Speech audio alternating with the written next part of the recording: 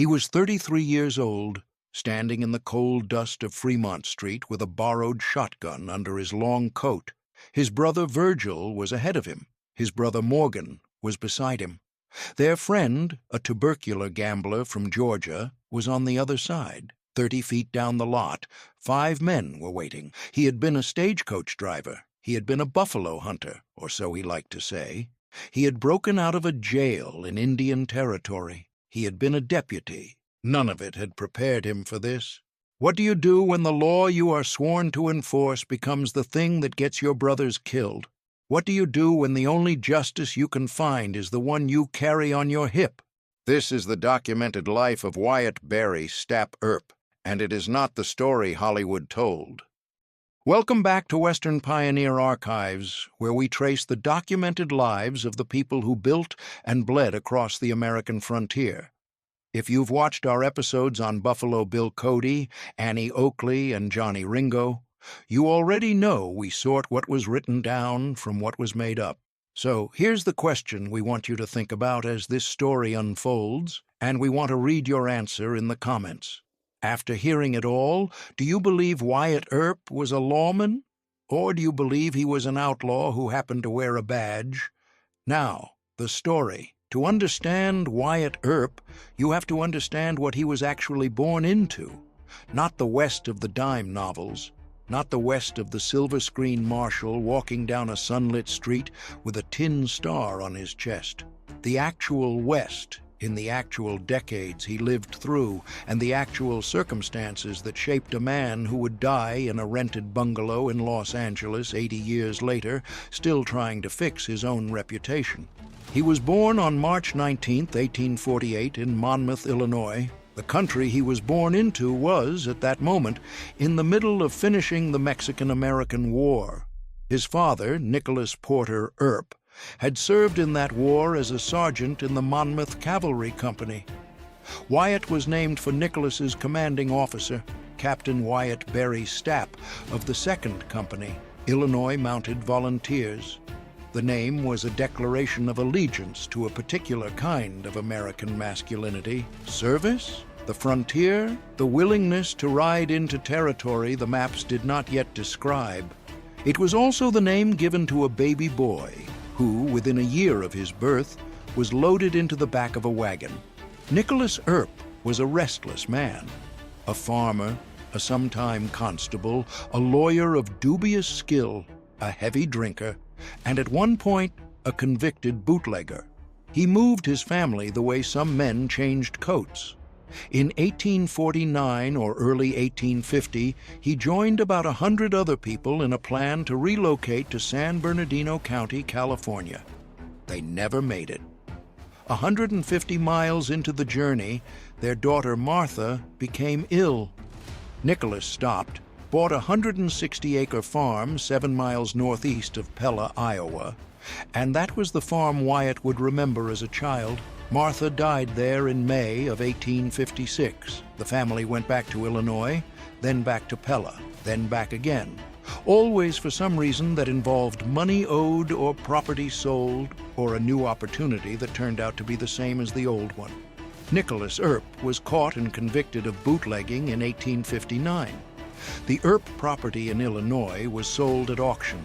The family went back to Iowa. This is what mattered for Wyatt and his brothers. They moved together. They worked together. They took on the world as a unit. There were 5 sons by Nicholas's second marriage: James, Virgil, Wyatt, Morgan, Warren, and a half-brother, Newton, from the first. When the Civil War broke out, the older brothers went to fight. Newton, James, and Virgil joined the Union Army on November 11, 1861. James came home severely wounded from Fredericktown, Missouri, in the summer of 1863. Wyatt was 13 when his brothers enlisted. He tried to run away and follow them. His father caught him and brought him home. He tried again. His father caught him again. Wyatt would later tell anyone who would listen that he had tried to enlist as a child. He left out the part where his father stopped him every time. In the summer of 1864, the rest of the family, Nicholas, Virginia, Wyatt, Morgan, Warren, and the younger children, organized a wagon train and headed west to California. They arrived in San Bernardino on December 17th of that year. Wyatt was 16. The road west was no longer the empty wilderness of 50 years before. There were wagon trains and freight lines and military escorts and stagecoach companies running scheduled service to Salt Lake City. By the next summer, his brother Virgil was driving stagecoaches for Phineas Banning's line in California's Imperial Valley, and 16-year-old Wyatt was riding with him as a helper. Within a year, Wyatt was a teamster himself, hauling cargo for Chris Taylor over 720 miles of wagon road that ran from Wilmington, California, through San Bernardino, then to Las Vegas, Nevada, and on to Salt Lake City. He spent the next 2 years on that road, year after year, learning what a man who wanted to disappear could do with a wagon and a string of mules and a set of railroad construction camps that didn't ask questions. This is the part most Americans forget about the West that Wyatt grew up in. It was not unpopulated. It was not unmapped. The frontier of the 1860s and 1870s was a network of railroads being driven into raw country, a chain of mining boom towns going up wherever silver or gold was found, a string of cattle towns receiving the great drives up from Texas, a quilt of military forts spread across the territory to keep the native nations on reservations, and a thin scatter of brothels, saloons, and gambling houses planted along every railhead and every stage stop. The West was being industrialized, and the industrialization brought with it a particular kind of man, the man who worked between the cracks of the new system, the teamster who turned saloon owner, the cattle driver who turned gambler, the constable who took bribes from the very brothels he was supposed to police, the deputy who pimped on the side. This was the West Wyatt Earp came of age in, not the empty plain, the crowded margin, and he was good at it. He learned to gamble in the railroad camps of Wyoming in 1868.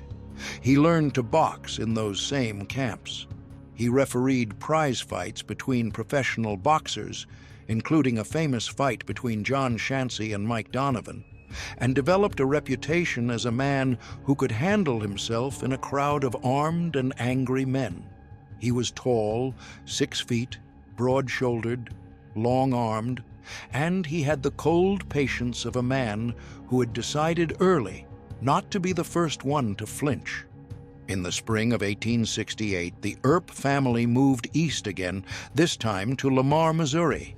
Nicholas became the local constable. The next year, when Nicholas resigned the post, Wyatt was appointed in his place. He was 21 years old. He married Urilla Sutherland, the daughter of the local hotel keepers, on January 10, 1870. He built her a house on the outskirts of town with his own money. She became pregnant, and in the summer of that year, Urilla died of typhoid fever before she could deliver the child. What happened to Wyatt Earp after Urilla's death is the part of his life that almost never makes the movies.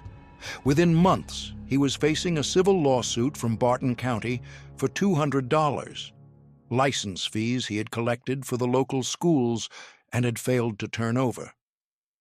Within weeks of that, a man named James Cromwell was suing him for erasing and rewriting the dollar figure on a court judgment, then pocketing the difference. Within days of that, on March 28, 1871, Wyatt Earp was charged with stealing 2 horses from a man named William Keyes in Indian country. Deputy U.S. Marshal J.G. Owens arrested him on April 6th. Commissioner James Churchill arraigned him on April 14th and set his bail at $500. Before he could appear at his hearing, Wyatt sold off what he owned, escaped through the roof of the jail, and ran for Peoria, Illinois. The boy named for an officer of the Mexican-American War, the son of a constable, the husband of a dead wife, and a father who never got to meet his unborn child, became, in the spring of 1871, a fugitive horse thief. Before we go any further, you need to know what you are watching. Almost everything most Americans think they know about Wyatt Earp traces back to a single book. It was called Wyatt Earp, Frontier Marshal. It was written by a journalist named Stuart N. Lake. It was published in 1931, 2 years after Wyatt was dead, and it was largely a work of fiction. Lake based it on 8 interviews with Earp in the late 1920s and on materials provided by Earp's widow, Josephine Sarah Marcus, who had her own reasons for shaping the story. The book scrubbed the horse theft. It scrubbed the brothels. It scrubbed the years in Peoria. It erased one common-law wife entirely, minimized another, and turned a tough, pragmatic, sometimes brutal frontier operator into a fearless marshal who walked the streets of Tombstone as the calm hand of the law. The book sold. It became a bestseller in the middle of the Great Depression, a story about a man who could not be bought and could not be moved, and it became the source for nearly every Wyatt Earp movie ever made. Frontier Marshal in 1934 and again in 1939, My Darling Clementine in 1946, Gunfight at the OK Corral in 1957, Tombstone and Wyatt Earp in the 1990s. All of them grew from the same root. All of them inherited the same blind spots. This story does not. This story works from the documented record, from Wichita and Dodge City arrest records, from the Tombstone Epitaph and the Tombstone Daily Nugget, from the 30 days of testimony at the Spicer hearing in the winter of 1881, from the diary of George Parsons, who lived in Tombstone through all of it, from the letters of Wells Fargo agent Fred Dodge, from the coroner reports of the men Wyatt Earp and his federal posse killed in March and April of 1882, from the criminal indictments filed in Tucson, and from the modern critical biographers Casey Teffatiller, Gary L. Roberts, Alan Barra, Andrew C. Eisenberg, who have spent decades sorting the documents from the dime novels. The picture that emerges is more complicated than the legend, and it is more interesting.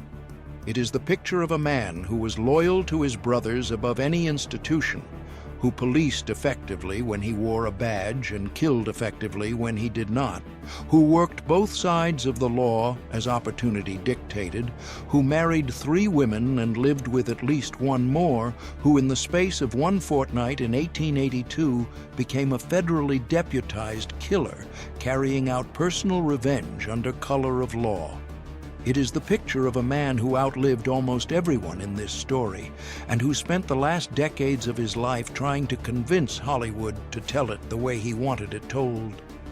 It is the picture of a man, finally, who only became a legend after he was no longer alive to be one. This is where the documented record begins to diverge sharply from the legend, and this is where the real story starts. Peoria in 1871 was a city of 22,000 people, and it had earned a reputation as a wide-open town. The community leaders mostly ignored illegal alcohol, mostly ignored gambling, and mostly ignored the brothels that lined Washington Street near the corner of Hamilton. It was a good place for a man with a recent jailbreak in his recent past. It was a good place to disappear. Wyatt did not disappear. He did the opposite. He moved into one of the brothels. On February 24th, 1872, Peoria police raided a house of prostitution and arrested Wyatt Earp, his younger brother Morgan, a man named George Randall, and 4 women, including a woman named Jane Haspel. The charge was the same for all of them: keeping and being found in a house of ill fame. Wyatt and Morgan were fined $20 in court costs and released. Wyatt's address in the Peoria City Directory for 1872 to 1873, published the very next week, listed him as a resident of Jane Haspel's house on Washington Street. He was not visiting. He lived there. On May 11th, less than 3 months later, the same brothel was raided again, and the same 2 Earps were arrested again. The newspaper wrote, Wyatt Earp and his brother Morgan Earp were each fined $44.55, and as they had not the money and would not work, they languish in the cold and silent calaboose. When the brothers got out, they went home briefly to see their sister Adelia at the Earp family home in Lamar. Then Wyatt went back to Peoria. He did not stop.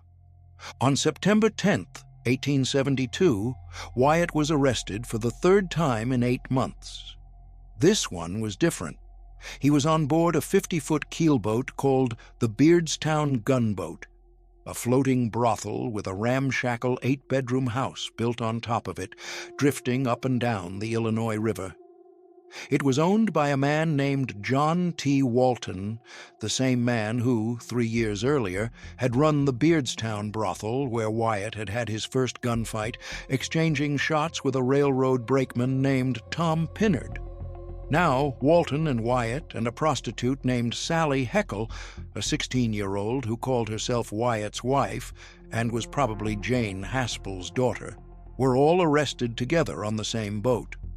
The Peoria Daily National Democrat reported, "Some of the women are said to be good-looking, but all appear to be terribly depraved.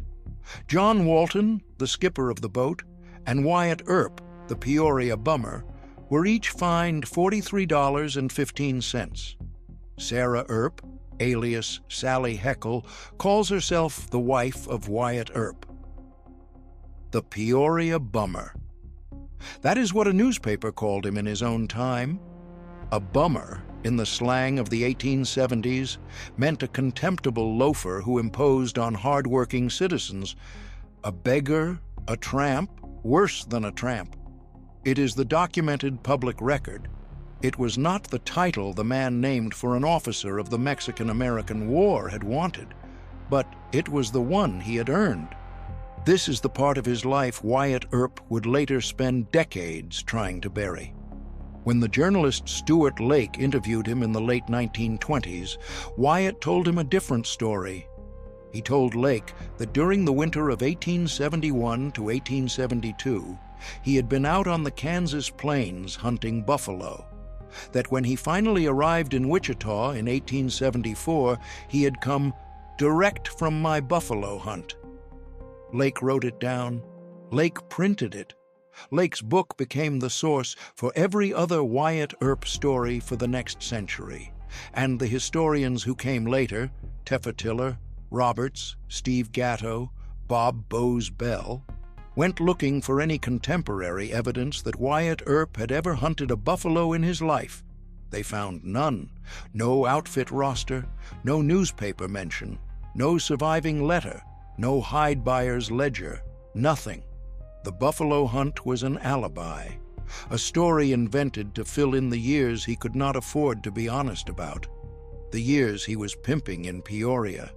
In late 1873, Sally Heckle convinced Wyatt to leave Peoria with her. He went. By early 1874, they were 500 miles southwest, in the growing cow town of Wichita, Kansas, where Wyatt's older brother James was already running a brothel with his wife, a woman named Nellie Bessie Ketchum.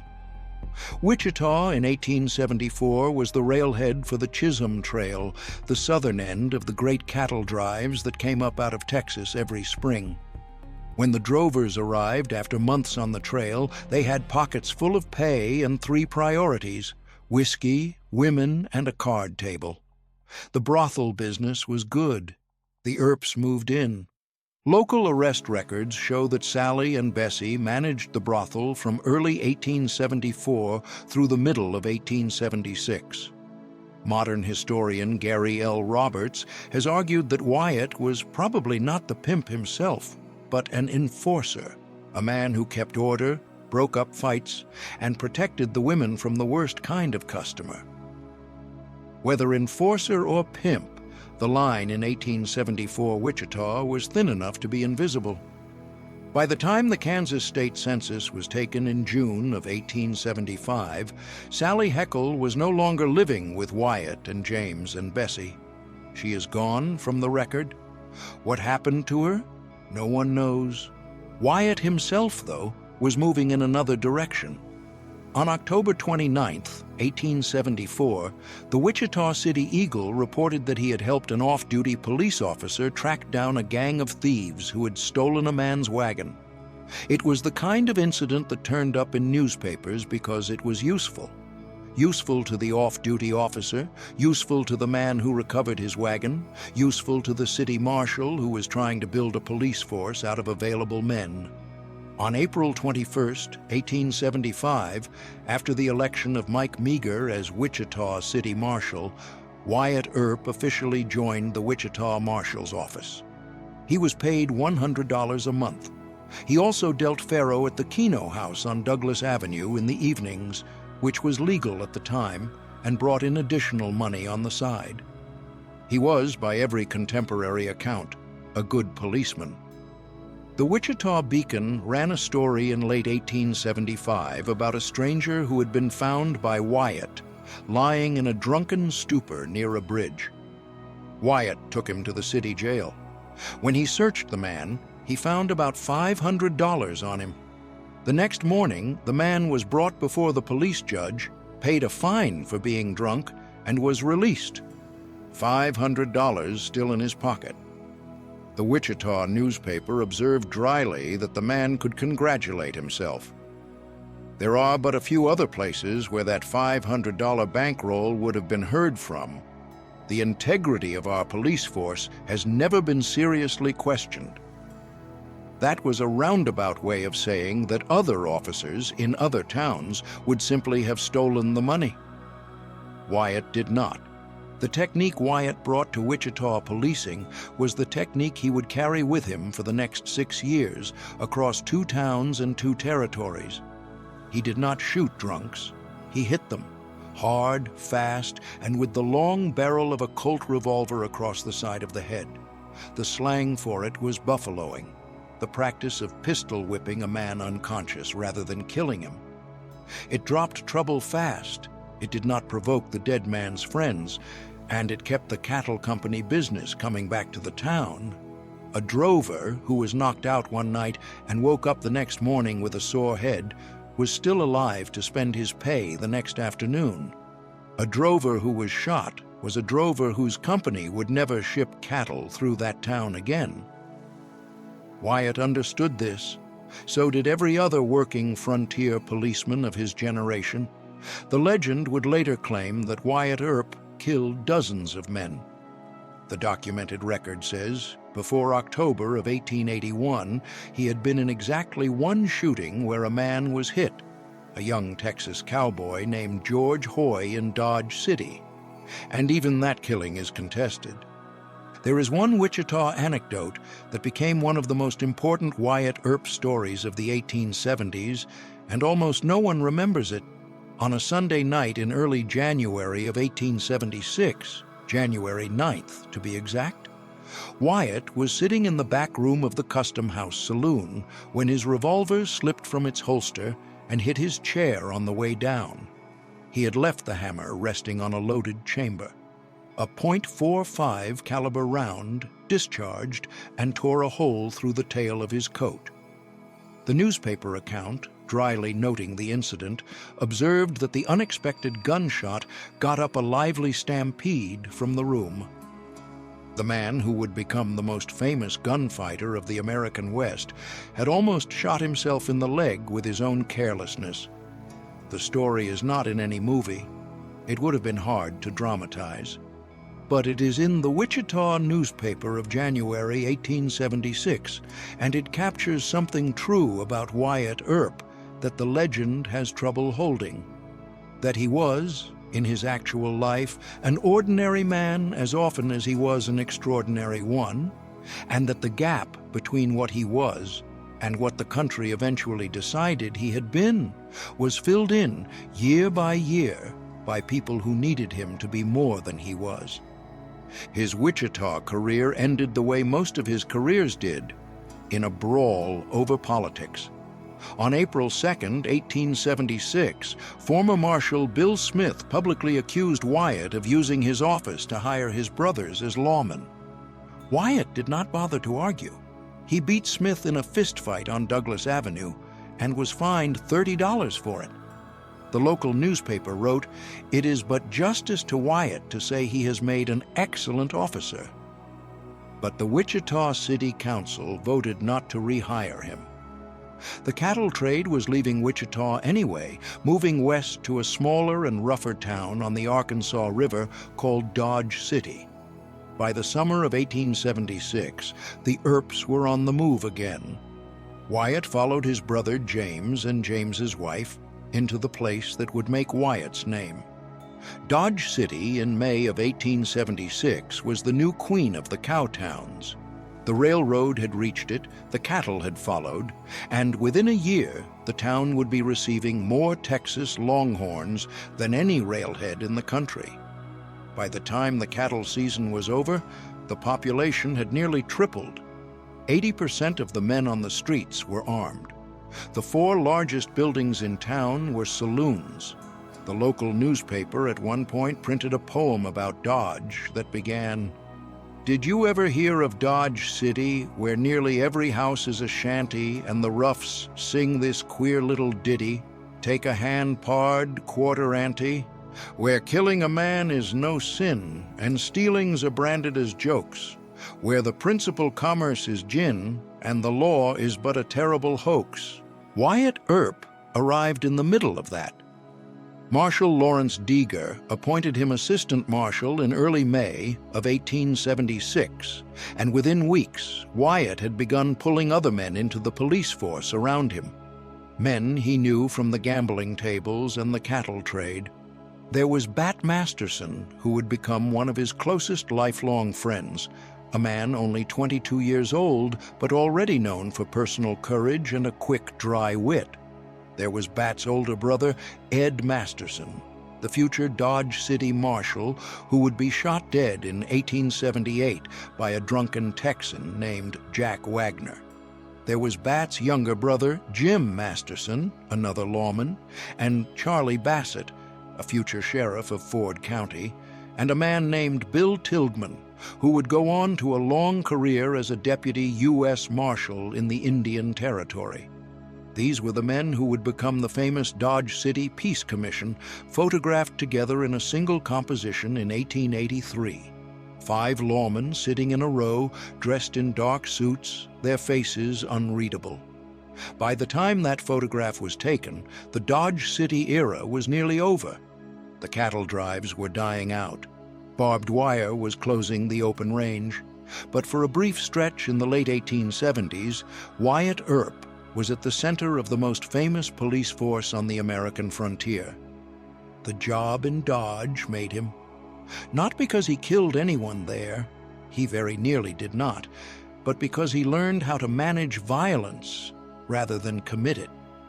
The Dodge City Times reported in July of 1878 that he had been fined $1, the legal minimum, for slapping a muscular prostitute named Frankie Bell, who had insulted him in public. Bell got $20 and a night in jail. Wyatt got a token reprimand. That was the rhythm of frontier policing. Disrespect met with force, quickly, but force calibrated to send a message rather than end a life. A man knocked unconscious one night could be sober and apologetic the next morning. A man shot dead in front of his friends was the seed of a feud that could last a decade. In October of 1877, the outlaw Dave Rudabaugh, a man Wyatt would later cross paths with again in Cochise County, robbed a Santa Fe Railroad construction camp in Kansas and fled south into Texas. Wyatt was given a temporary commission as a deputy U.S. Marshal to track him. He left Dodge City and rode over 400 miles through Fort Clark, Texas, where the local paper recorded his presence on January 22, 1878, and on to a brutal little frontier town called Fort Griffin, between the military fort of that name and the Clear Fork of the Brazos River. Fort Griffin in 1878 was a buffalo hunter's town, the last of its kind, the kind of place where men who killed bison for a living spent their winters drinking and fighting and dying. Wyatt went straight to the largest saloon, the Beehive, which was owned by an Irishman named John Shancy, who Wyatt had known since he was 21 and riding railroad camps in Wyoming. Shancy told him Rudabaugh had passed through earlier in the week. Shancy suggested that Wyatt talk to the gambler in the back corner of the saloon, a thin, well-dressed man with a deep, dry cough, a man who had been playing cards with Rudabaugh a few nights before. The gambler was John Henry Holliday. He was a tubercular dentist from Griffin, Georgia, a graduate of the Pennsylvania College of Dental Surgery, 26 years old, with a death sentence in his lungs and a Colt revolver under his coat. He had moved west to dry country because the doctors who had diagnosed him in Georgia in 1873 had given him only a few months to live. He had outlived their prognosis by 5 years and counting. Tuberculosis was a long, slow drowning, and Doc Holliday had decided that since he was going to die anyway, there was no point in living carefully. He drank. He gambled. He carried a knife and a pistol, and according to Bat Masterson, he was the deadliest man with both that Bat had ever known. Holliday told Wyatt that Rudabaugh was headed back to Kansas. Wyatt sent a telegram to Bat Masterson, who was by then sheriff of Ford County, to be ready. The information was good. Rudabaugh was caught and eventually arrested. But that was not the part of the meeting that mattered. What mattered was that Wyatt Earp, in a saloon in Fort Griffin, Texas, in the winter of 1878, met the man who would change the rest of his life. Whether or not Doc Holliday literally saved Wyatt Earp from a Texas lynch mob, there are two versions of the story, and no Dodge City newspaper of the time reported any such incident.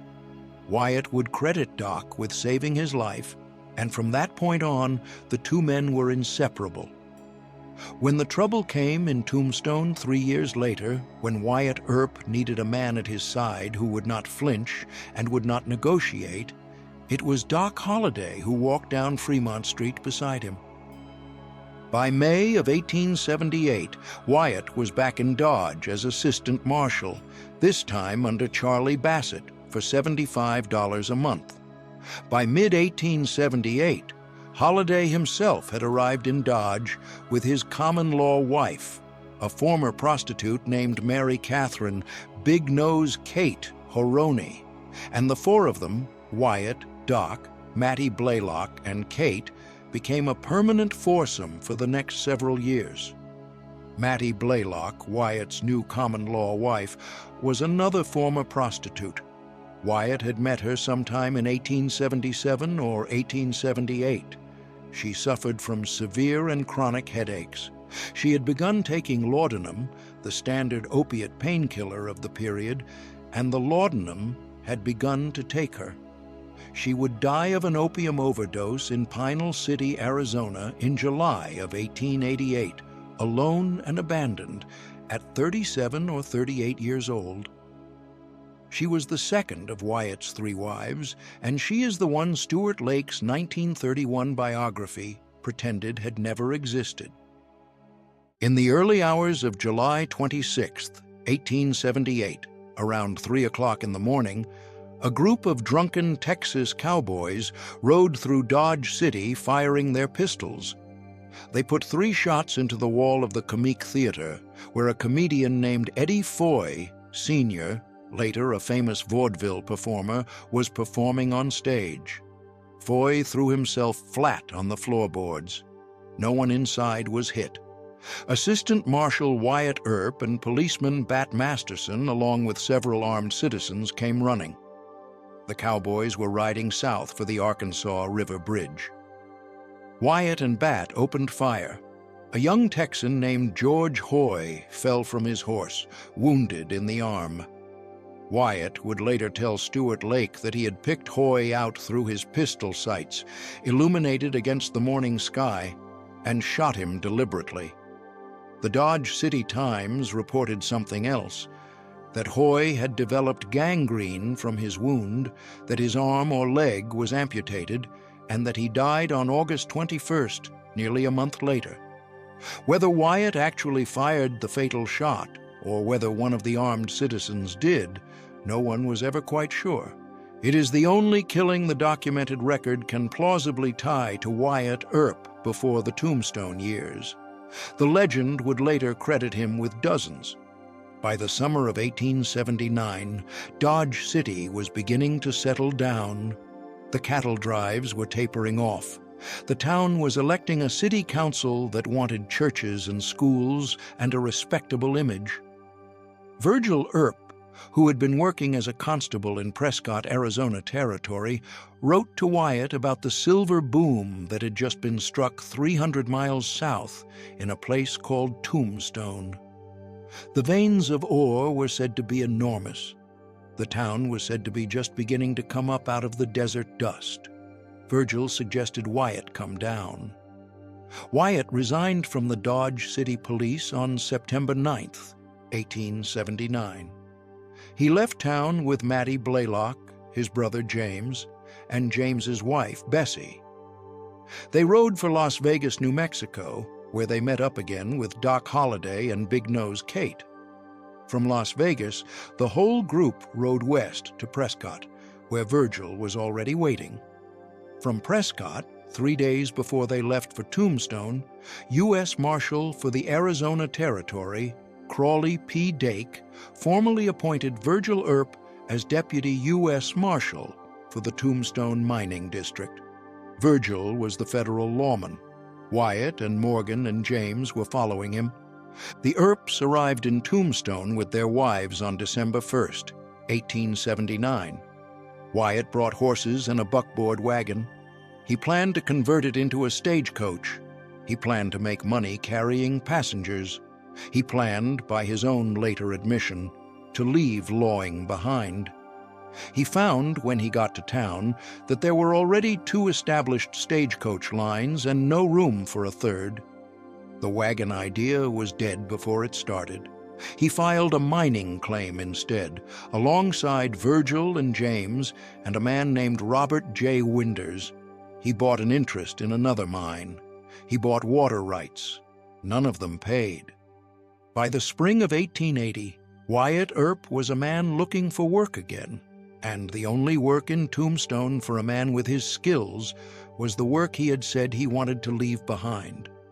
He took a job as a shotgun messenger for Wells Fargo, riding the strongboxes between Tombstone and Benson. He filed for a mining claim and named it, with what may have been the only tenderness of his middle years, the Mattie Blaylock. And then, in July of 1880, 3 things happened, and the trajectory of Wyatt Earp's life turned, finally and irrevocably, toward the gunfight that would define him. He was about to learn what kind of country he had just moved into. Tombstone in the spring of 1880 was a town that had not yet decided what it wanted to be. It had been founded barely a year earlier, in March of 1879, when a prospector named Ed Schieffelin had finally gotten someone to listen to him about a silver outcrop in the Mule Mountains. The locals had told Schieffelin that the only thing he would find in those hills was his own tombstone. He found silver instead, in a vein so rich it produced an estimated $40 to $80 million in ore over the next decade. He named the first claim, in dry frontier humor, the Tombstone. The town that came up out of the dust took the same name. By the time the Earps arrived in December of 1879, Tombstone had about 1,000 residents. By the autumn of 1881, the population would be over 7,000. And that count did not include the Chinese, the Mexicans, the women, or the children. The town had 14 gambling halls, 4 churches, 2 banks, 3 newspapers, an opera house, an ice cream parlor, and 110 saloons. It was, in 2 years, the largest boom town in the American Southwest. It was 30 miles from the Mexican border. It was crawling with money and with men who wanted that money. And it was sitting at the center of a part of the country that the federal government did not yet effectively control. That part of the country was called Cochise County. It was officially carved out of the eastern half of Pima County on February 1st, 1881, with Tombstone as the new county seat.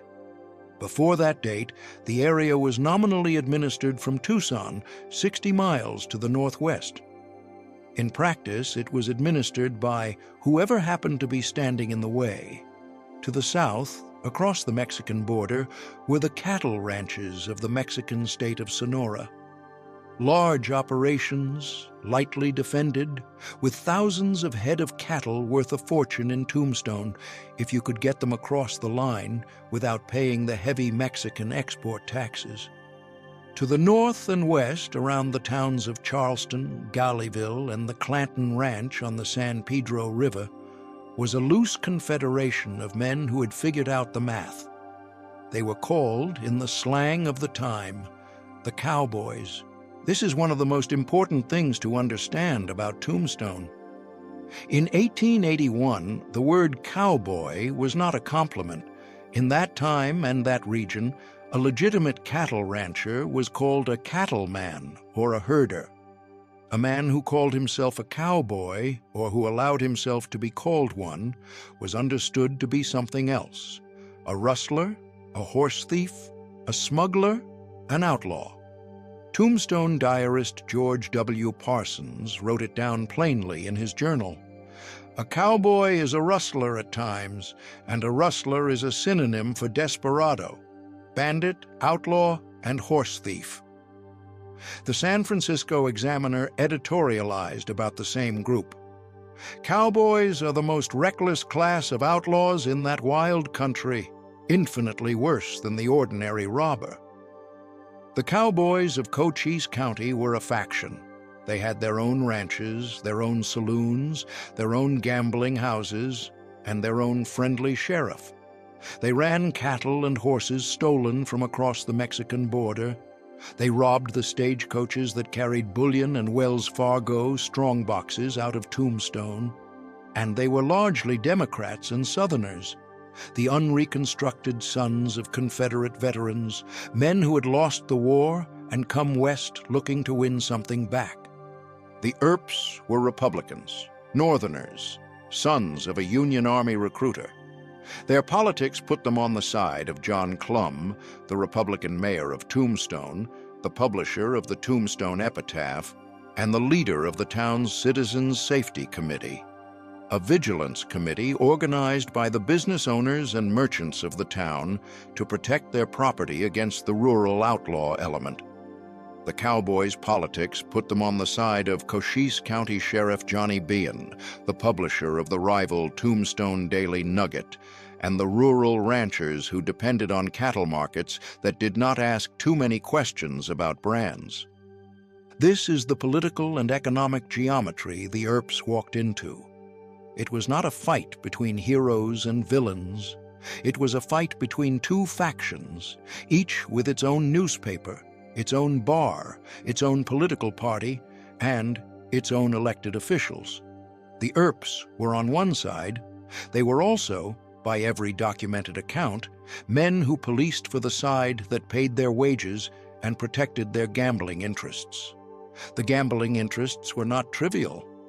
By the early summer of 1881, Wyatt Earp had a quarter interest in the faro concession at the Oriental Saloon.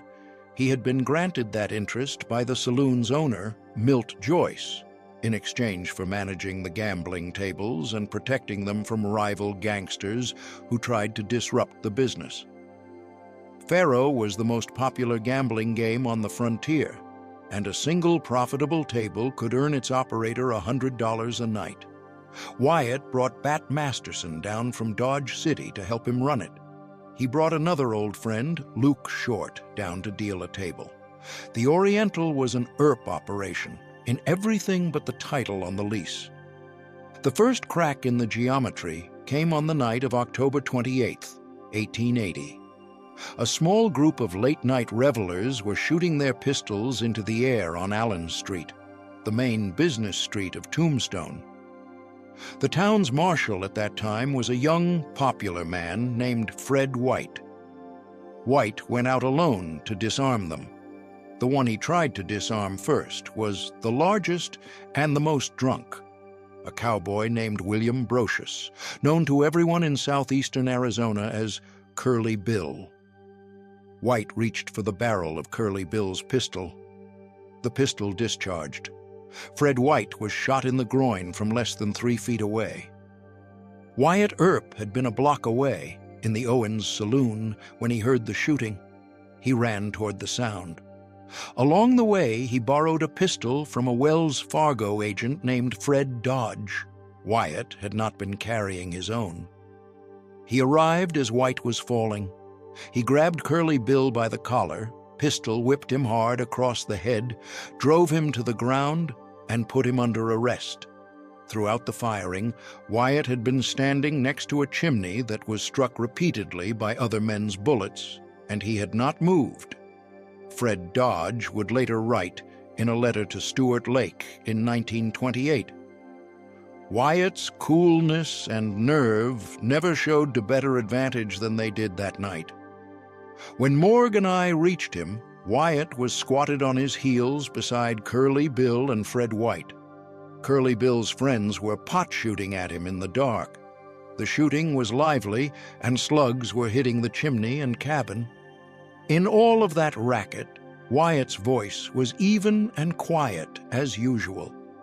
Fred Wyatt died of his wound 2 days later. He was 31 years old. What Wyatt did next is one of the strangest moments in the documented record.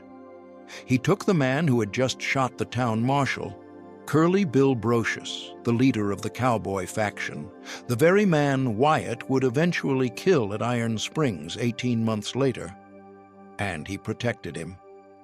He and his brother Virgil personally escorted Curly Bill out of Tombstone in a wagon 60 miles north to Tucson, almost certainly to save him from a lynching. At the preliminary hearing on December 27, 1880, Wyatt testified that the shooting had been accidental.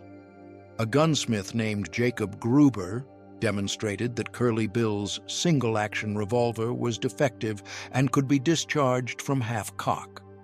A dying statement from Fred Wyatt himself was read into the record, confirming that the shooting was not intentional. The judge agreed. Curly Bill walked. He left the courtroom not grateful but furious at Wyatt Earp for the pistol whipping he had taken. From that day forward, Curly Bill Brocious hated Wyatt Earp. He would not forget. He would not forgive. And he would die for it 18 months later in the water of Iron Springs, shot at point-blank range with the same kind of shotgun Wyatt had not been carrying on the night Fred Wyatt died. While Curly Bill sat in jail in Tucson on the day of the November 1880 election, Wyatt Earp ran for the office that would shape everything that came after. The Pima County Sheriff election was a contest between Democratic incumbent Charles Chabelle and Republican challenger Bob Paul. Paul was expected to win. He was a former California deputy sheriff, a popular Wells Fargo shotgun messenger, and a known opponent of the Cowboys. The Earps backed him publicly. The Cowboys backed Chabelle, and the Cowboys decided to rig the count. In a precinct called San Simon, in the far northeastern corner of Cochise County, there were about 10 registered voters. The polling place was the home of a man named John McGill. The election inspector was Ike Clanton. The eldest of the Clanton brothers, the man who would 3 weeks later spend an entire night drunkenly threatening to kill the Earps before the gunfight at the OK Corral. One of the election judges was Johnny Ringo, the gunfighter and reputed leader of the Cowboys. On election day, the precinct turned out 103 votes for Chabelle. 1 vote was cast for Paul. The Cowboys had registered, by some accounts, the dogs, the donkeys, and the chickens in their names. Chabelle won the official count by 58 votes. Bob Paul filed a lawsuit. In April of 1881, a recount finally gave Paul the office. By then, it did not matter. Cochise County had been split off from Pima County on the 1st of February. The new Cochise County sheriff would be appointed by the governor, not elected. The job paid $40,000 a year, the equivalent of more than $1 million in modern terms, because the sheriff also collected the county taxes and was permitted to keep 10% of what he collected. 2 men wanted that job. One was Wyatt Earp. The other was a man named Johnny Behan, a former state legislator, a former Yavapai County sheriff, a sometime saloon owner, a Democrat, and the man who would shortly become the most important political enemy of Wyatt Earp's life. Behan and Earp made a deal. Earp later testified under oath at the Spicer hearing to what that deal had been. If Wyatt would withdraw his application, Behan promised to appoint him as undersheriff once the governor confirmed Behan in the job. Wyatt withdrew. Behan got the appointment on February 10, 1881, and then Behan reneged. He appointed a Democrat named Harry Woods as his undersheriff. Woods was the publisher of the pro-cowboy Tombstone Daily Nugget. Behan would later admit, also under oath, that he had broken his promise to Wyatt. The reason he gave was that Wyatt had used Behan's name to threaten Ike Clanton when Wyatt had ridden out to the Clanton ranch to recover a stolen horse. Whatever the real reason, the result was the same. Wyatt Earp was out. Johnny Behan was in. And Behan, from the moment he took the office, allied himself with the Cowboys against the Earps. There was one more piece of geometry to put in place. Sometime in 1881, Wyatt Earp began an affair with a young woman named Josephine Sarah Marcus. She had come to Tombstone from San Francisco, possibly as part of a theater company. She had been living with Johnny Behan. By early 1881, after she had found Behan in bed with the wife of one of his friends, Josephine had thrown Behan out. She was 18 or 19 years old, Jewish, the daughter of immigrants from Prussia, and according to every contemporary description, beautiful. Wyatt was 33. He was technically still living with Mattie Blaylock. The Tombstone diarist George Parsons never recorded seeing Wyatt and Josephine together in 1881, but Behan and Wyatt had their offices above the same building, the Crystal Palace Saloon. And the rumor of an affair was an additional poison in a relationship that was already lethal. When the Earp posse arrived in Albuquerque in April of 1882, 3 months after Morgan's murder, Doc Holliday would get drunk and call Wyatt a damn Jew boy for sleeping with Josephine. The 2 best friends in the West would not speak for months. That was Tombstone in the spring and summer of 1881.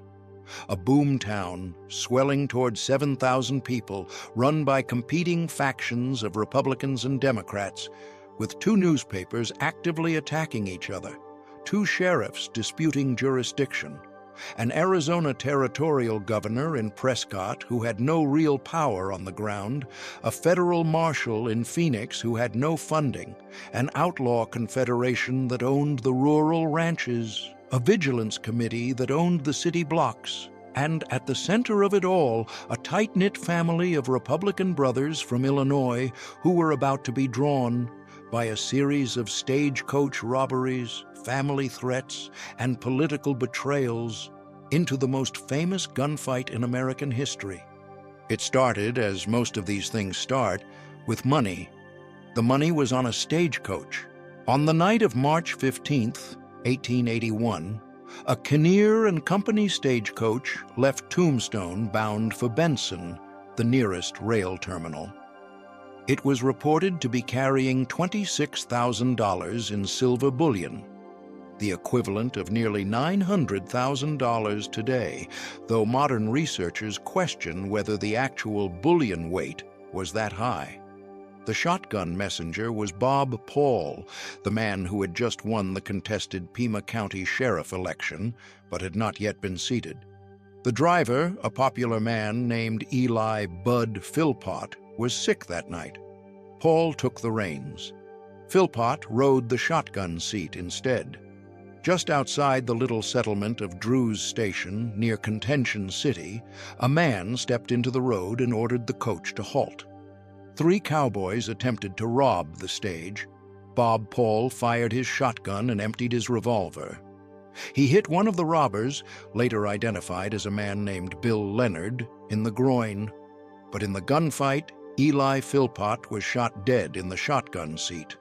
A passenger riding in the rear dickey seat, Peter Rohrig, was also killed. The horses spooked, the stage ran away, and the robbers were left with nothing. The Earps and a posse, including Bat Masterson and Bob Paul, tracked the men down.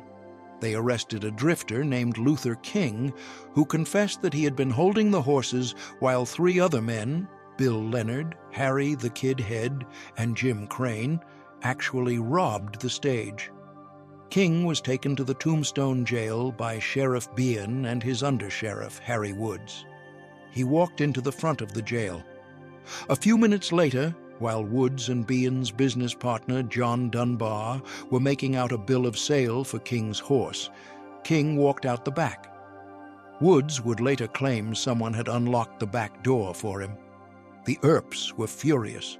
They believed, and would say so in court, that the cowboys had bought King's escape with cash, and that the local sheriff's office was, effectively, an extension of the cowboy faction. This is where the political vendetta hardened into a personal one. Wyatt Earp, hoping the case would help him win the Cochise County Sheriff appointment that Behan had just stolen from him, went to Ike Clanton and Frank McClory, both of them cowboys, both of them friends of Bill Leonard, Harry Head, and Jim Crane, and offered them the Wells Fargo reward money in exchange for information that would help him capture the 3 remaining robbers.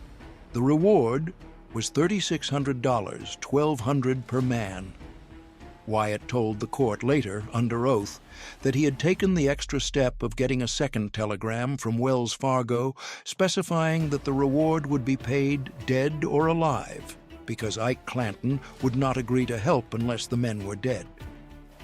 Clanton, for his part, would later swear that Wyatt's real motive was different, that Wyatt did not want the men captured at all, that Wyatt wanted them dead because Doc Holliday had been involved in the robbery, because the Earps had been involved, because the whole thing had been an inside job. Clanton's accusations were ridiculous. They were also, in the political theater of Tombstone, dangerous. If they were widely believed, the Earps would lose everything they had built. In the end, the 3 robbers were all killed in other holdups before the deal could be carried out. But Ike Clanton became convinced that Wyatt would now murder him to prevent him from talking about the conversation. From the spring of 1881 forward, Ike Clanton was a man living in fear of his own loose tongue, and that fear, combined with whiskey and weeks without sleep, would deliver him to the alley off Fremont Street on the afternoon of October 26th.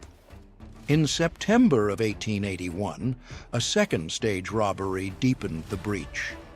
A Sandy Bob line coach bound for Bisbee was held up by masked men. The voices were recognized. The robbers were identified as Pete Spence, a Cochise County Sheriff's deputy under Behan, and Frank Stillwell, another Behan deputy. Wyatt found an unusual boot heel print in the mud at the scene. A Bisbee shoemaker confirmed he had just replaced the heel on a boot belonging to Frank Stillwell. Both men were arrested. Both were released on bail. Then Virgil arrested them again on the federal charge of interfering with a mail carrier. While the Earps were still in Tucson at the hearing, Frank McClory came up to Morgan in the Tombstone streets and told him plainly, if the Earps ever tried to arrest Spence or Stillwell or any of the McClorys again, the cowboys would kill them. That was October 13th, 1881. 13 days later, the cowboys came to town. On the night of October 25th, Ike Clanton arrived in Tombstone and went drinking. He drank for most of the night. He played cards with Doc Holliday and Tom McClory at the Occidental Saloon, lost money, and grew belligerent. He spent the pre-dawn hours of October 26th walking the streets of Tombstone, telling anyone who would listen that he was going to kill the Earps and Doc Holliday at first opportunity. At dawn, he was still on the street, still armed, still drunk, with a Winchester rifle and a Colt revolver and no apparent intention of going to bed. Virgil Earp finally caught up with him around 8 o'clock that morning, pistol-whipped him with a long Colt across the side of the head, took his weapons, and dragged him before a justice of the peace. Clanton was fined $25 and released. He left the courtroom bleeding from his scalp and shouting that the fight was not over. Around the same time, Tom McClory crossed paths with Wyatt Earp on the street. There was an argument. Wyatt pistol-whipped Tom McClory as well. A second man knocked half-conscious before noon. Tom went into Spangenberg's gun shop on 4th Street to clean up. Through the window, Wyatt watched as Tom McClory, Frank McClory, Billy Clanton, and Ike Clanton stood at the counter buying cartridges. The cowboys were arming themselves in town in direct violation of City Ordinance No. 9, which had been in force since April. Frank McClory's horse wandered onto the sidewalk in front of Wyatt. Wyatt grabbed the horse by the bridle and walked it back into the street. Frank McClory came out of the gun shop and snapped at Wyatt to leave the horse alone. The two men stared at each other for a long, silent moment. Then Wyatt turned and walked away. By 1 o'clock in the afternoon, the cowboys had gathered in the vacant lot between Fly's boarding house and photography studio and the Harwood house on Fremont Street. 5 of them: Ike Clanton, still bleeding from his scalp; Billy Clanton, Ike's 19-year-old brother; Frank McClory and Tom McClory, the brothers from the ranch; and Billy Claiborne, a young cowboy associate. They were waiting. The lot was narrow, 15 to 20 feet wide. It was bracketed on both sides by board buildings. Behind them, 6 doors east, was the rear entrance to the OK Corral, fronted on Allen Street and lined with horse stalls. The actual gunfight that would be remembered as the gunfight at the OK Corral was about to happen 6 doors west of the OK Corral, in the side lot of a photography studio. The location was never going to fit on a movie marquee. The legend would have to be adjusted later. A miner named Reuben Coleman came to find Virgil Earp at Hafford's saloon. Coleman told him the cowboys were still armed and were waiting. The city had a vigilance committee that had offered Virgil armed assistance. Virgil declined. The town militia had offered backup. Virgil declined that too. He decided to disarm the cowboys himself with his deputy Morgan, his temporarily deputized brother Wyatt, and his temporarily deputized friend Doc Holliday. Virgil went to the Wells Fargo office around the corner and picked up a short 10 or 12-gauge double-barreled coach gun. The day was unusually cold and windy. Virgil was wearing a long overcoat. To avoid alarming the townspeople with the sight of a shotgun, Virgil concealed it under his coat. When the 4 lawmen left Hafford's, Virgil handed the coach gun to Holliday, who hid it under his own long gray duster. Virgil took Holliday's walking stick in exchange. Doc was the most visible armed civilian on the street that day. Now he was carrying the most lethal weapon in the city and looked like an unarmed gentleman. The four men walked west on Fremont Street. They were stopped briefly by Sheriff Bean, who hurried up to them with the message that he had disarmed the cowboys. He had not. The Earps and Holliday pushed past him. Virgil intended to give the cowboys one chance to drop their guns. He did not intend a fight. When they reached the lot, the two parties were only 6 to 10 feet apart. Virgil shouted, "Throw up your hands! I want your guns!" It is not possible to say, with any certainty, who fired first. 30 witnesses gave 30 different accounts in the month-long preliminary hearing that followed. Sheriff Bean would later testify that the cowboys had thrown their hands in the air, that Tom McClory had opened his coat to show he was unarmed, and that the Earps and Holliday had fired into peaceful, surrendering men. Virgil and Wyatt would testify that the cowboys had drawn their pistols, that Frank McClory and Billy Clanton had cocked their weapons, and that the lawmen had fired only in self-defense. Dr. George Goodfellow, the Tombstone physician who examined the bodies, testified that the angle of the wound in Billy Clanton's wrist proved Billy could not have had his hands in the air. Of the two pro-cowboy claims, that the cowboys had been unarmed and that they had surrendered, neither survived the autopsy. About 30 shots were fired. The whole fight lasted, by most accounts, about 30 seconds.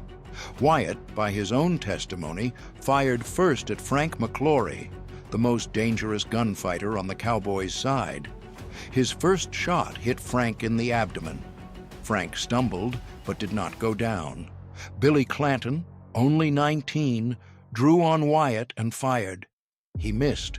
Wyatt was untouched. Morgan and Doc Holliday opened up on Tom McClory. Doc had pulled the coach gun out from under his coat. The blast hit Tom in the right side of the chest under his arm. Tom McClory staggered out of the lot onto Fremont Street and collapsed at the corner. He died within minutes. Billy Clanton was hit twice, once in the chest, once in the wrist, and went down hard against the wall of the Harwood house, firing his pistol from his knees with his left hand. Ike Clanton, the man who had spent all night threatening murder, charged unarmed at Wyatt Earp, grabbed him around the arms, and begged him not to shoot. Wyatt shoved him off and shouted, "The fight has commenced. Go to fighting or get away." Ike ran. He fled through the side door of Fly's boarding house and did not stop running until he was out of town. Billy Claiborne, the youngest cowboy, ran with him. Frank McClory, gut-shot and bleeding, made it to the middle of Fremont Street. He drew on Doc Holliday and fired. The bullet grazed Doc across the hip. Doc shouted, "I'm shot right through," and shot back. Morgan Earp shot Frank from the other side at the same moment.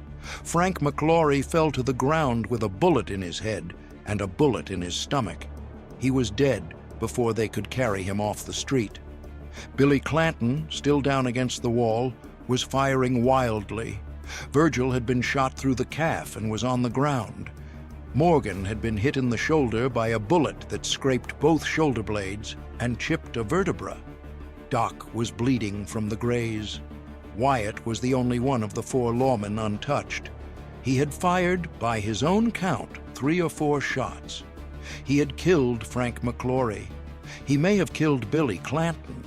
There is no way to be sure which of his bullets hit which cowboy. Billy Clanton was lifted from the ground by townspeople and carried into a nearby house, where he died about 20 minutes later, still asking for morphine. 3 cowboys were dead. 3 lawmen were wounded. Wyatt Earp was the man who had walked into a gunfight at 6 feet of range and walked out of it unmarked. That detail, the fact that he was never hit, not in this fight, not in any of the fights that came after, would become the seed of the legend that he could not be killed. It was the kind of fact a Hollywood studio could build a career on.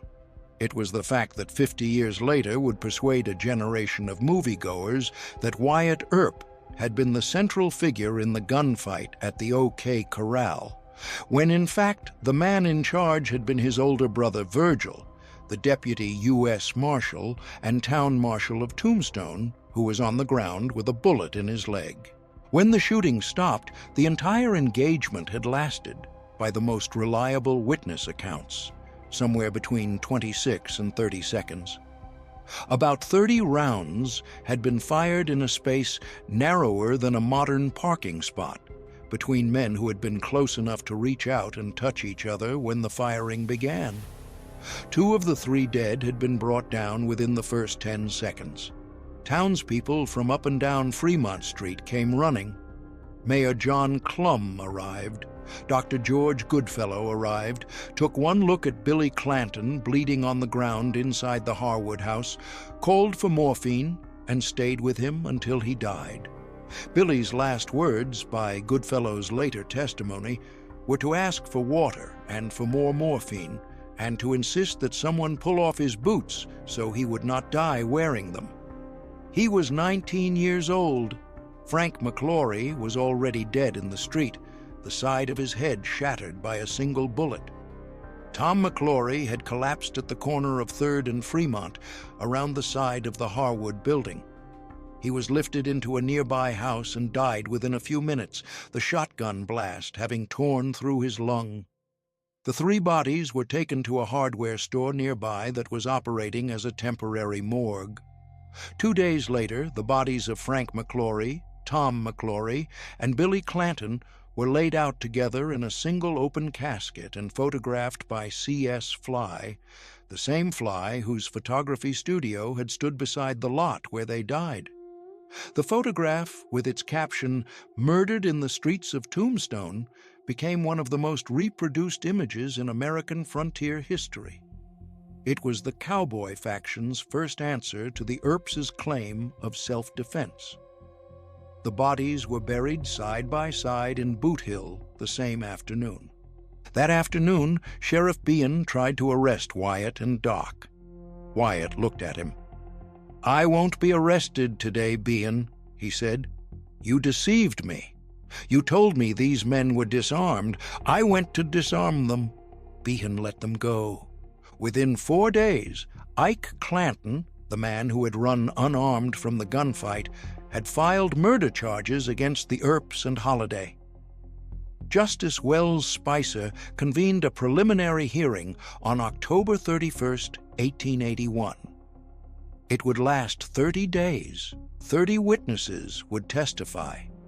Wyatt would submit a long written statement in lieu of cross-examination, a procedural move that protected him from a hostile prosecutor. The Earps hired a sharp criminal attorney named Thomas Fitch. Fitch dismantled the prosecution witnesses one by one, catching them in contradictions, exposing their friendships with the cowboys, demonstrating that their testimony about hands raised in the air was inconsistent with the physical evidence in the autopsies.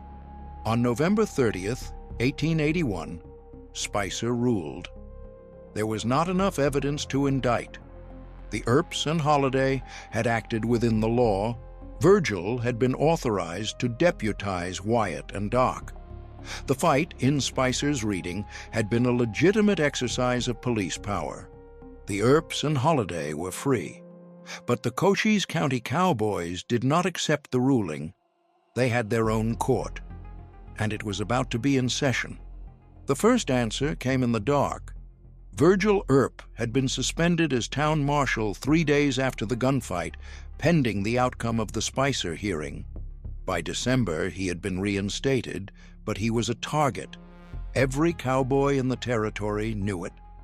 On the night of December 28, 1881, around 11:30, Virgil walked from the Oriental Saloon toward his rooms at the Cosmopolitan Hotel, where the Earp family had clustered for mutual protection. He was crossing Allen Street when 3 men, concealed in an unfinished building diagonally across the street, opened fire on him with double-barreled shotguns loaded with buckshot. They hit him from about 60 feet away. 3 loads of buckshot tore through his back and left arm. 19 pieces of buckshot continued past Virgil and struck the wall of the Crystal Palace Saloon and the Eagle Brewery beyond. 3 of those pellets passed through the saloon window, and one passed about a foot over the heads of men playing faro inside. Virgil staggered, somehow stayed on his feet, and made it the rest of the way to the hotel. His upper left arm had been longitudinally fractured. Dr. George Goodfellow operated on him that night and removed 4 inches of shattered humerus bone and his elbow. The Los Angeles Daily Herald reported that the doctor gave Virgil 4 chances in 5 that he will die. Virgil survived. His left arm hung limp from his shoulder for the rest of his life. He told his wife Allie in the days after the operation, "Never mind, I've got one arm left to hug you with." A hat was found in the back of the building from which the shots had been fired. Ike Clanton's hat. Witnesses identified by their voices in the dark Frank Stillwell and Pete Spence among the shooters. None of the men were ever indicted. The cowboys produced alibis. Spence's wife testified at one point, but was barred from continuing as a witness against her husband. The case dissolved on legal technicalities. Justice in Cochise County had become an empty courtroom. That night, Wyatt Earp telegraphed U.S. Marshal Crawley P. Dake in Phoenix. He asked to be appointed Deputy U.S. Marshal in his crippled brother's place, with the authority to select his own deputies. Dake granted the request in late January of 1882. He provided some funding, between $500 and $3,000, depending on the account, borrowed from Wells Fargo, which had its own interest in seeing the cowboys broken. The Tombstone business community contributed more. Wyatt mortgaged his house on February 13th to a Tombstone lawyer for $365 to pay for additional deputies and supplies. He would never repay the loan. The lawyer would foreclose on the house 2 years later. Wyatt had decided that civil justice could not be relied upon. He was building, with federal authority and private money, a small private army. The second answer came on the night of March 18, 1882. Morgan Earp had been playing pool with his friends in Campbell and Hatch's saloon on Allen Street. The pool room was in the back of the building, behind a glass-windowed door that opened onto a dark alley. Around 11 o'clock at night, 2 shots were fired through the glass of the door. The first shot hit Morgan in the back. The bullet passed through his body, shattered his spine, exited his left side, and lodged in the thigh of another player, a man named George A. B. Berry. A second bullet narrowly missed Wyatt, who was watching the game. Morgan dropped to the floor. He was lifted onto a couch in the gambling room. He lived for about 40 minutes. He died, according to one account, in Wyatt Earp's arms. The next day, March 19, 1882, the Earp family rode out of Tombstone in 2 parties. The first party, James Earp, accompanied Morgan's body by wagon to the railhead at Benson, and then by train west to the family home in Colton, California, where Morgan's wife, Louisa, and his parents, Nicholas and Virginia, were waiting to bury him. The second party, Wyatt, Warren, Doc Holliday, Sherman McMaster, Turkey Creek. Jack Johnson and Charles Hairlip Charlie Smith left Tombstone armed for war. Wyatt's stated mission, on the federal warrants Marshal Dake had given him, was to arrest the men responsible for the ambush of Virgil and the murder of Morgan.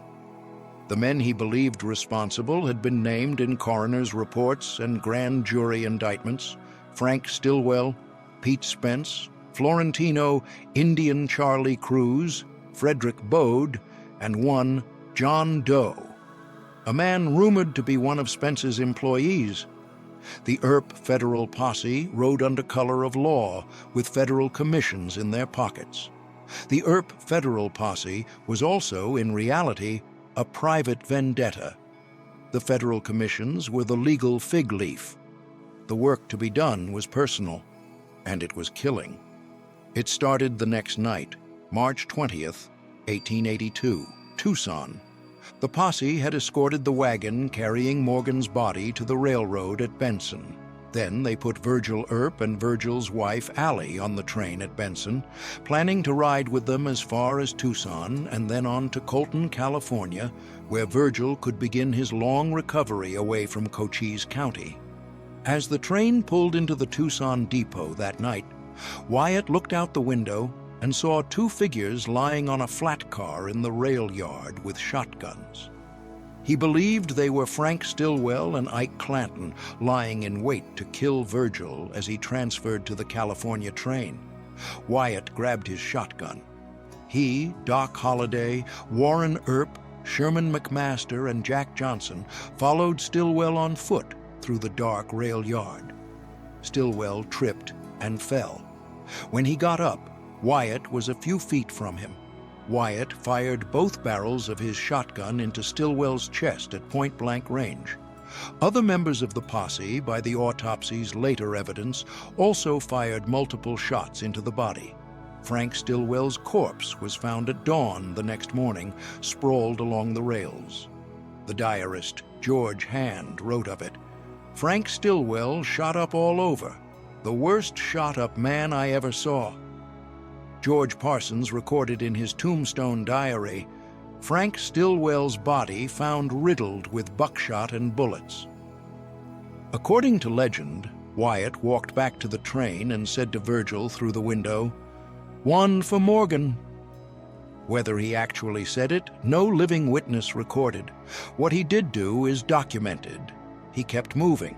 By the following day, Tucson Justice of the Peace Charles Meyer had issued arrest warrants for Wyatt Earp, Warren Earp, Doc Holliday, Sherman McMaster, and Jack Johnson on the charge of murdering Frank Stillwell.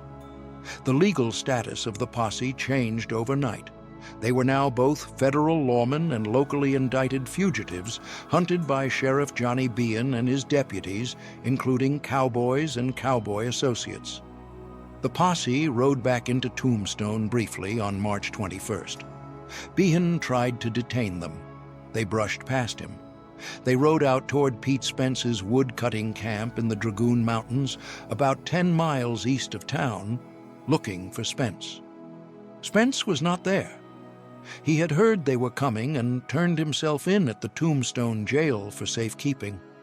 What the posse found at the wood camp instead was Florentino Indian Charlie Cruz, a Mexican who worked for Spence and who had been named in the grand jury indictment as a lookout during Morgan's murder. They found Cruz on March 22nd. The Wikipedia record gives the date as March 22nd, though some sources put it on March 21st. The details of what happened in the camp depend on the source. According to Wyatt's later account, Cruz confessed under questioning that he had been paid $25 to act as a lookout while Morgan was shot. According to the autopsy, Cruz was killed by multiple bullets. The posse rode on. 2 days later, on March 24, 1882, the federal posse rode toward Iron Springs in the Whetstone Mountains, also called Burley Springs, where they had been told to meet a courier carrying additional supplies and information. The day was warm. The posse had loosened their cartridge belts as they rode. As they approached the spring, they did not find a courier. They found a group of cowboys waiting in ambush. There were 9 of them. Curly Bill Brocious was among them, with Pony Deal, Johnny Barnes, Frank Patterson, Milt Hicks, and others. The cowboys opened fire from the brush at close range. Most of the Earp posse wheeled their horses and rode for cover. Wyatt did not. He dismounted, walked into the open with his shotgun, and met Curly Bill face to face at the edge of the water. Curly Bill, the man Wyatt had pistol-whipped at the Fred White killing 18 months earlier, the man who Wyatt had protected from a lynching, the man who had hated him ever since, fired first with a shotgun and missed at close range. Wyatt fired back. The shotgun blast hit Curly Bill in the chest from less than 50 feet. Curly Bill Brocious fell backward into the water of the spring and died there. The fight rolled on for a few more chaotic seconds. Wyatt drew his revolver and shot Johnny Barnes through the chest. Wyatt shot Milt Hicks in the arm. Texas, Jack Vermillion's horse, was shot from under him. Doc Holliday rode close enough to help him get clear under fire. Both sides of Wyatt's long coat were pierced by shotgun pellets. His saddle horn was destroyed. His boot heel was shot off. He himself was, as always, untouched. Curly Bill's friends carried his body out to a ranch on the Babocomari River, the Patterson Ranch, and buried him there. A wagon carrying his body was seen by a witness the next day. Wells Fargo agent John Thacker would later report that he had personally exhumed the body and confirmed the identification. The Tombstone Daily Nugget, in the days that followed, would deny that Curly Bill had been killed at all. The Tombstone epitaph would insist that he had. The cowboys could not afford to admit the loss of their leader. The Earps could not afford to claim a body they had not produced. The fight at Iron Springs entered the documented record as a contested kill that nearly everyone privately understood had happened. For 3 more weeks, the Earp federal posse rode through southeast Cochise County. Sheriff Behan organized his own posse. At peak strength, about 25 men, including the cowboys Johnny Ringo and Finn Clanton, and pursued the Earps. The two posses never met in the field. The Earps received supplies and protection from sympathetic ranchers, most notably the wealthy cattleman Henry Hooker, who sheltered them for several days at his Sierra Bonita ranch in the shadow of the Galluro Mountains. Hooker offered Wyatt fresh horses and refused to take payment. The Earp posse published a taunting letter in the Tombstone epitaph, mocking Behan and his men. The newspapers split, as they had split all along, the epitaph treating the Earps as heroic federal lawmen, the Nugget treating them as fugitive murderers. Henry Hooker himself was one of the most prominent ranchers in the territory. He ran over 500 brood mares and had built the Sierra Bonita Ranch into a working operation that produced some of the fastest horses in the Southwest. He had reasons of his own to want the cowboy faction broken. They had been rustling his stock for years. When Wyatt arrived at the ranch with the federal posse, exhausted and short on supplies, Hooker offered them everything he had. He congratulated Wyatt on the killing of Curly Bill. He offered to make a stand against Behan's posse at the ranch itself, telling Wyatt that his cowboys would back him. Wyatt thanked him and declined. He did not want Behan's blood on Hooker's hands. The posse moved up to a defensible position about 3 miles north of the ranch in the Rocky Hills near Riley Hill. Behan's posse arrived at Hooker's house 2 days later. Hooker turned them away.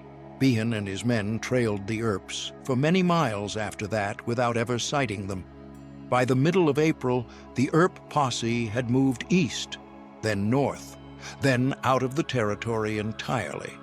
What it must have been to be Wyatt Earp in those 3 weeks, riding under federal commission, hunted by the county sheriff, mourned in his own family for the brother lately buried in California, and the brother lately crippled and gone west to recover, accompanied by a tubercular best friend who was already dying, a youngest brother who would himself be dead in a saloon fight inside 2 decades, and a band of professional gunmen paid $5 a day to ride into ambushes with him.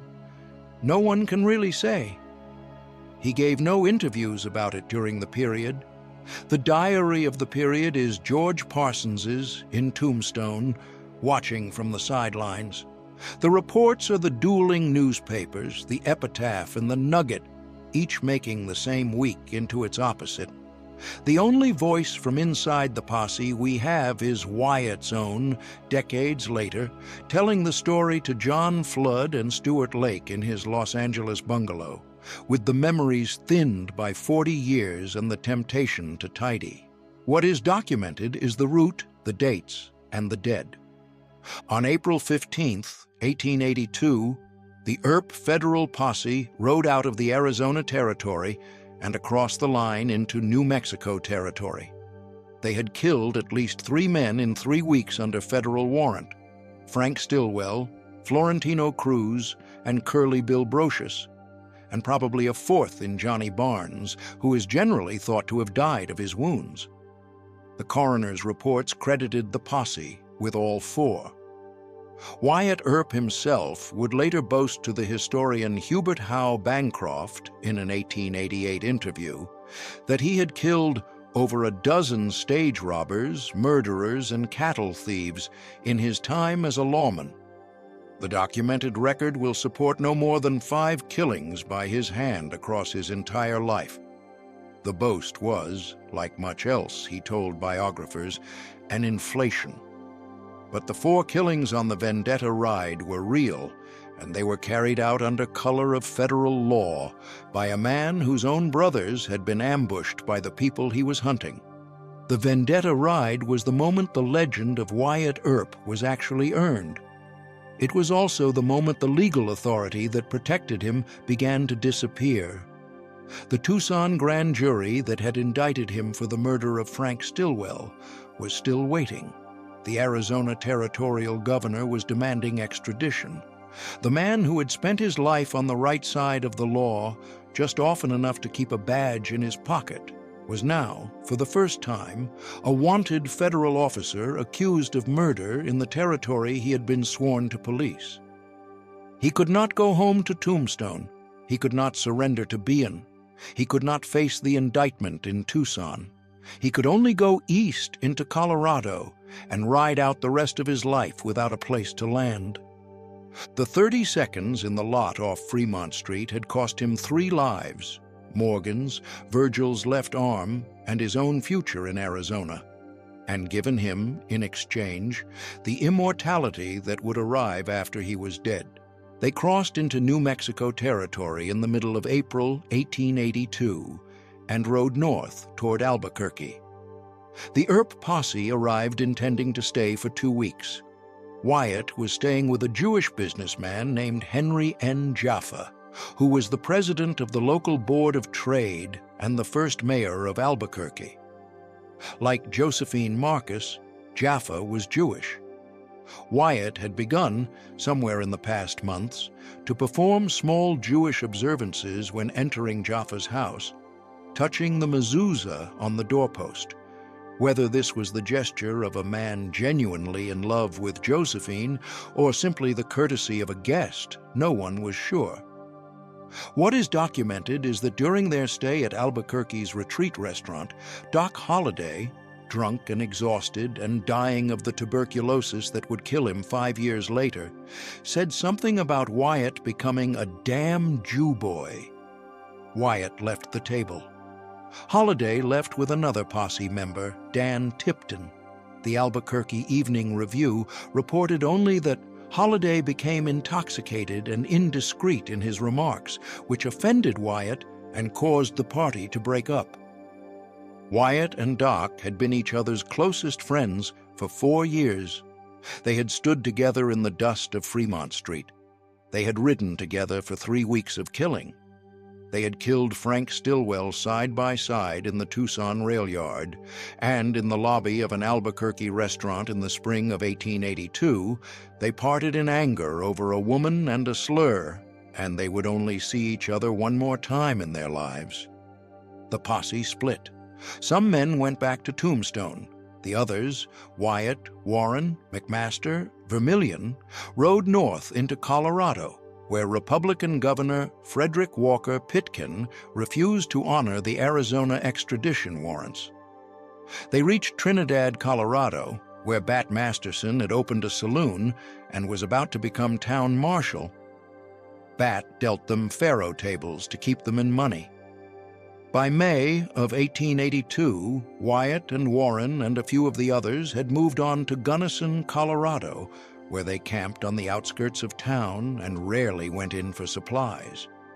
They reportedly pulled what was called a gold brick scam, trying to sell painted rocks as bullion to a German visitor named Ritchie for $2,000. It did not work. The con was beneath Wyatt, by most accounts of those who knew him, but the federal posse had been disbanded, the federal payments had stopped, and the men were running out of money.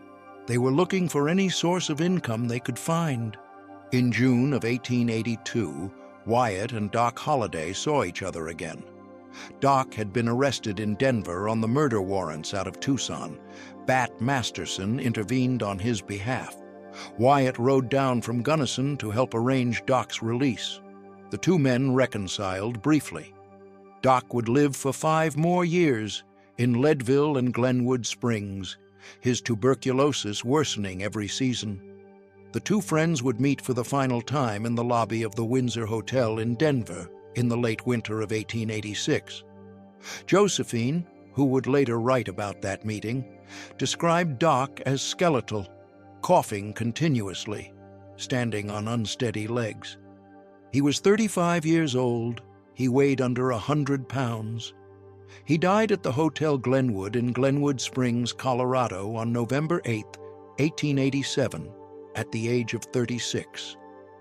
His last words, according to legend, were a remark about being barefoot. He had spent so much of his life expecting to die with his boots on that he was amused to be dying without them. Wyatt was not at his bedside. Wyatt was in California, running saloons in San Diego.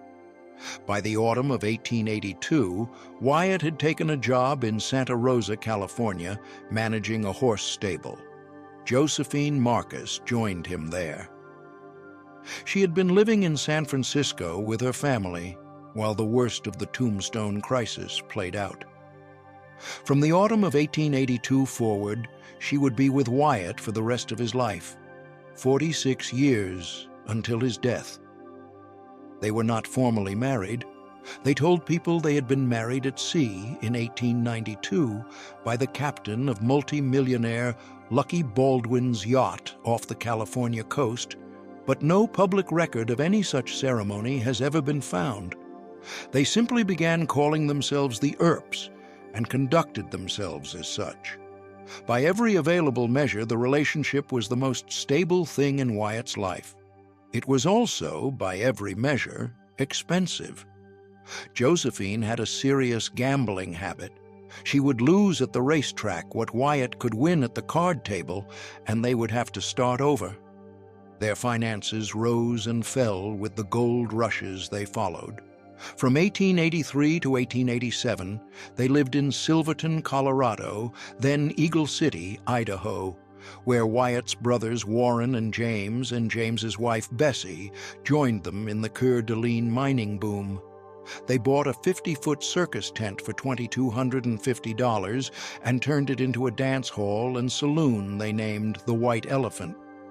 Wyatt was briefly appointed a deputy sheriff in the disputed jurisdictional zone between Kootenai County and Shoshone County, and he is reported to have used that authority and his federal contacts to participate in some shadowy lot-jumping and claim-jumping schemes that left local prospectors furious with him. The Coeur d'Alene boom played out within 2 years. By the autumn of 1887, the Earps had moved again. This is the rhythm of the rest of Wyatt Earp's life. A boomtown rises, the Earps arrive, they open saloons, they invest in mining claims, they sometimes operate brothels above the saloons, they make money, sometimes $1,000 a night at the height of a boom, and then the boom plays out, and they move on. San Diego in the late 1880s, where Wyatt owned 4 saloons and gambling halls between 1887 and 1896. His oyster bar at 835 Fifth Avenue in the 4-story Louis Bank building with the Golden Poppy brothel upstairs run by Madame Cora, each prostitute dressed in matching colors that matched the color of her painted room. San Francisco in the early 1890s, where Wyatt managed a horse stable and bet heavily on the races and pulled in enough income from gambling and racing to support Josephine's losses at the tables. Then back to San Diego when the San Francisco economy collapsed in the panic of 1893. Then Yuma, Arizona, then Nome, Alaska, in 1899, for the last great gold rush of his life. In Nome, Wyatt and a partner named Charlie Hoxie opened a saloon called the Dexter. The town was full of frozen miners with pockets full of gold dust and nothing to spend it on. The Dexter sold them whiskey and gambling tables and the company of women. Wyatt is estimated to have cleared around $80,000 in profit from the Nome venture, somewhere over $3 million in modern terms. It was the largest sum of money he ever made in his life. He brought it back south with him in 1901. He and Josephine settled briefly in California. She gambled most of it away. The 1890s were also the decade Wyatt Earp's public reputation collapsed. The cause was not Tombstone. The cause was a boxing match. On December 2nd, 1896 in San Francisco, two heavyweight prize fighters, the world champion Bob Fitzsimmons, fresh off his title-defining defeat of Jim Corbett, and a powerful young Australian sailor named Tom Sharkey, faced each other in a fight at the Mechanics' Pavilion. The fight had been built up for months in the San Francisco press. Wyatt Earp, then 48 years old and known in the city as a sportsman and gambler, was selected at the last minute to referee. The selection was controversial from the moment it was announced. Some of the fight's promoters thought Wyatt had financial ties to Sharkey's backers. Others thought he was simply unqualified. What happened in the ring made the controversy permanent. Through 7 rounds, Fitzsimmons appeared to be punishing Sharkey. In the 8th round, Sharkey went down to the canvas, clutching his groin. Wyatt Earp immediately called the fight on a foul, awarding the decision to Sharkey. The crowd erupted. The San Francisco newspapers exploded. The verdict was almost universally denounced as a fix. Fitzsimmons sued. The case ended up in the California courts. Earp was widely believed to have collected on a Sharkey-backed bet that paid out only if the fight ended in a Sharkey victory. He may also have been simply a referee out of his depth in a fight with a corrupt promoter ring around it. The truth was never definitively established. What was established in the public mind was that Wyatt Earp could be bought. For the rest of his life, when his name appeared in Eastern newspapers, it was usually in reference to the Fitzsimmons-Sharkey fight, not the gunfight at the OK Corral. He had been famous twice in his life, once for Tombstone, once for the prize fight. And the prize fight was the one most Americans had read about. He had not yet found, in his later 60s and 70s, the writer who would invent the Wyatt Earp the country would ultimately decide to remember. There was one more loss to absorb. While Wyatt was building his San Diego saloon empire in the mid-1880s, his second common-law wife, Mattie Blaylock, had been waiting for him in Colton, California, where Wyatt's parents and brother Virgil were living. The waiting did not last. Mattie had been left behind, and she knew it. In mid-1882, she had written to Wyatt asking for a divorce. She had met a gambler from Arizona. Wyatt, who did not believe in divorce, despite already living openly with Josephine Marcus by 1883, refused. Mattie ran away with the gambler anyway. The gambler abandoned her in Arizona. She moved to Pinal City, a small mining town in Pinal County, and resumed work as a prostitute. Her laudanum addiction worsened. On July 3, 1888, Mattie Blaylock died of an opium overdose in a small room in Pinal City at the age of 37 or 38. The coroner ruled it a suicide. She was buried in a pauper's grave. Wyatt did not attend the funeral. The Stuart Lake biography would later pretend she had never existed. Josephine Marcus, when she eventually learned that Lake had discovered Mattie's existence in his research, personally pressured Lake to delete her from the manuscript. The 1931 book mentions Mattie Blaylock not at all. The woman whose name Wyatt had given to a mining claim in Tombstone in 1880. the woman who had ridden the wagon with him out of Dodge City in 1879, the woman who had been his common-law wife through the most famous gunfight in American history, was erased from the official record of his life by another woman who could not bear to share the page with her. Around 1911, when Wyatt was 63 years old, he and Josephine took out mining claims in a stretch of desert near Vidal, California, on the eastern edge of the Mojave, between the Colorado River and the empty wash of the Whipple Mountains. They built a small wood and tar paper shack at the claim site. They named it Happy Days. They lived there in the cooler months from late autumn through the spring, prospecting for gold and copper in the bare ridges, dynamiting test holes in the rock, never striking anything large. In the hot months, June through September, when the desert hit 120 degrees in the shade, they rented small cottages in Los Angeles, where Josephine's family lived, and where the new film industry had begun to gather around the orange groves of Hollywood. It was in Los Angeles, in the last decade of his life, that Wyatt Earp finally met the medium that would remember him. By the early 1920s, the silent film cowboy was the most popular character in American cinema. The actors who played him, William S. Hart, Tom Mix, Harry Carey, were among the highest-paid performers in the country. Wyatt began to spend time on the studio lots.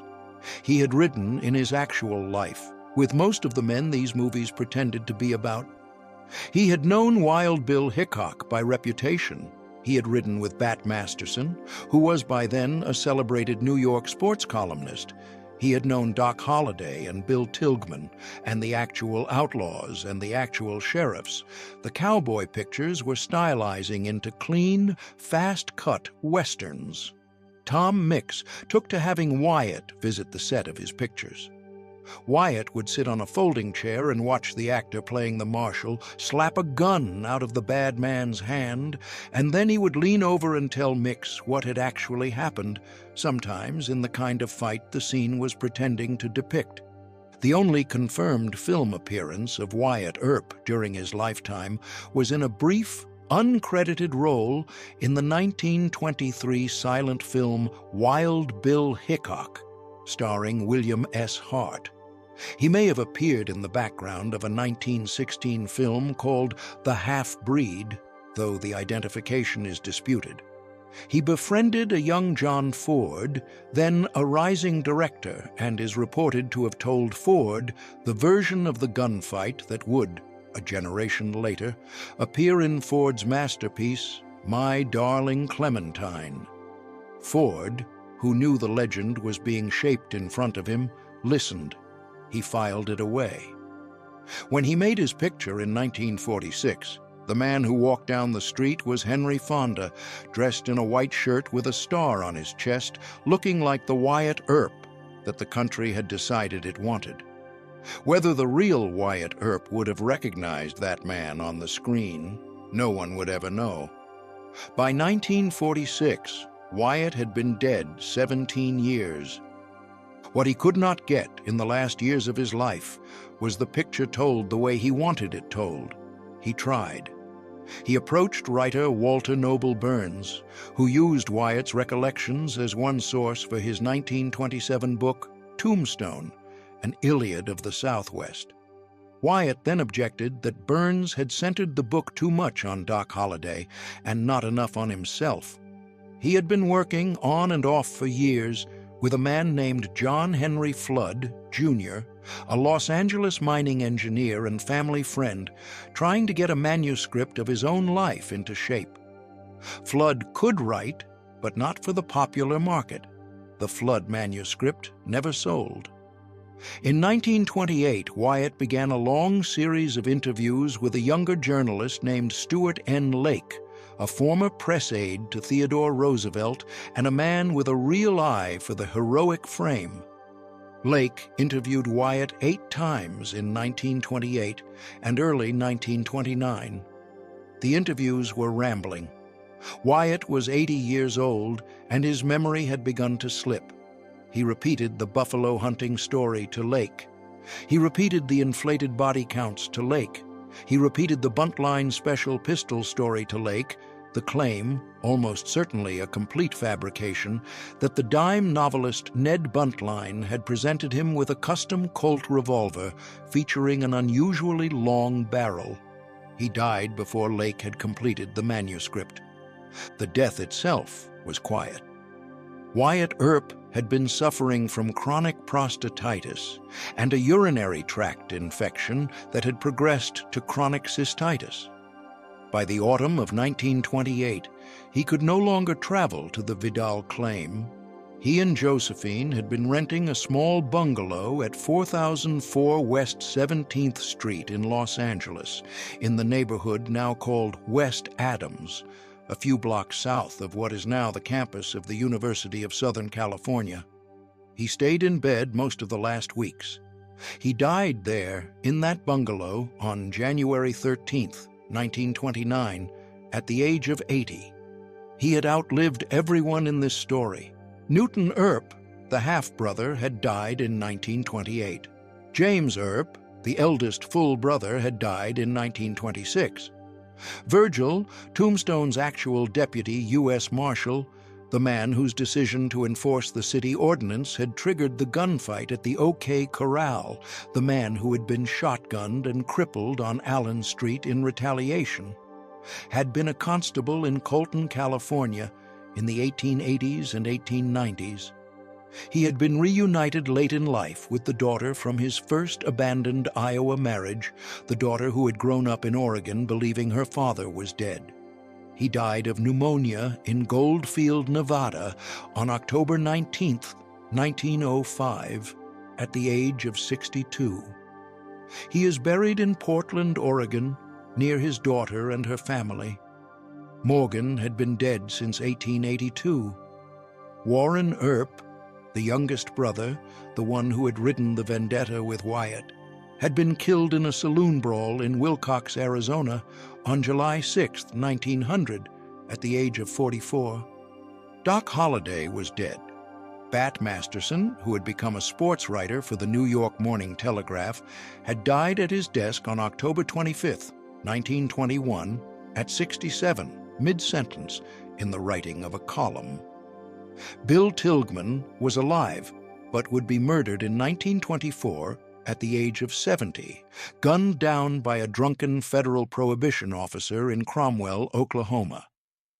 Johnny Behan, the Cochise County sheriff who had betrayed Wyatt over the undersheriff appointment, who had taken up with Josephine Marcus before Wyatt did, who had pursued the Earp posse during the Vendetta Ride, had died penniless in Tucson in 1912 at the age of 66.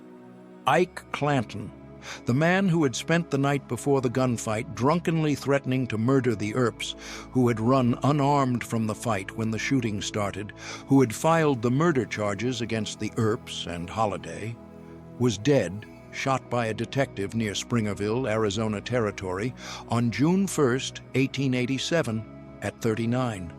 Wyatt had outlived all of them. He had outlived the frontier.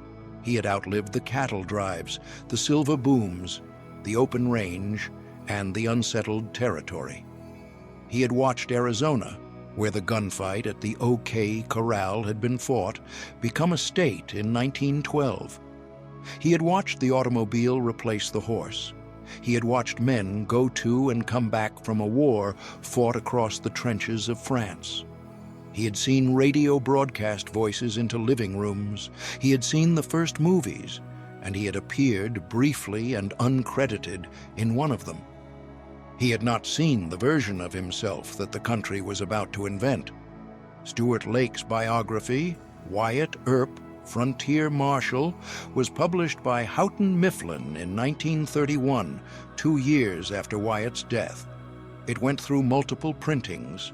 It became a bestseller during the worst years of the Great Depression, a story about a man who could not be bought and could not be killed, told in a country that had just lost its ability to believe in either of those things. The book invented dialogue. It scrubbed the brothels. It scrubbed Peoria. It erased Mattie Blaylock. It minimized Josephine until she barely appeared. It magnified Wyatt's role at the OK Corral until Virgil was almost a supporting character in his own gunfight. It promoted the buntline special story, the buffalo hunting story, and the body counts that the documented record cannot support. Josephine Earp, who had cooperated with Lake during the interview process, fought him over the final manuscript. The fights became legal battles. Lake removed some material at her insistence. She would spend the rest of her life, she died in 1944 at the age of about 84, defending the version of her husband that Lake had written, while occasionally trying to publish a more affectionate version of her own memoir, the manuscript that would eventually become I Married Wyatt Earp. The Lake book became the seed of every Wyatt Earp movie that followed. The 1934 Frontier Marshal, in which Josephine sued 20th Century Fox and got Wyatt's name removed from the protagonist of his own life story, the character renamed Michael Wyatt. The 1939 Frontier Marshal, in which Randolph Scott played Wyatt and Josephine again sued, eventually settling for $5,000 and the removal of her own name from the title and the credits. John Ford's My Darling Clementine in 1946, with Henry Fonda walking the streets of a stylized Tombstone in a white shirt.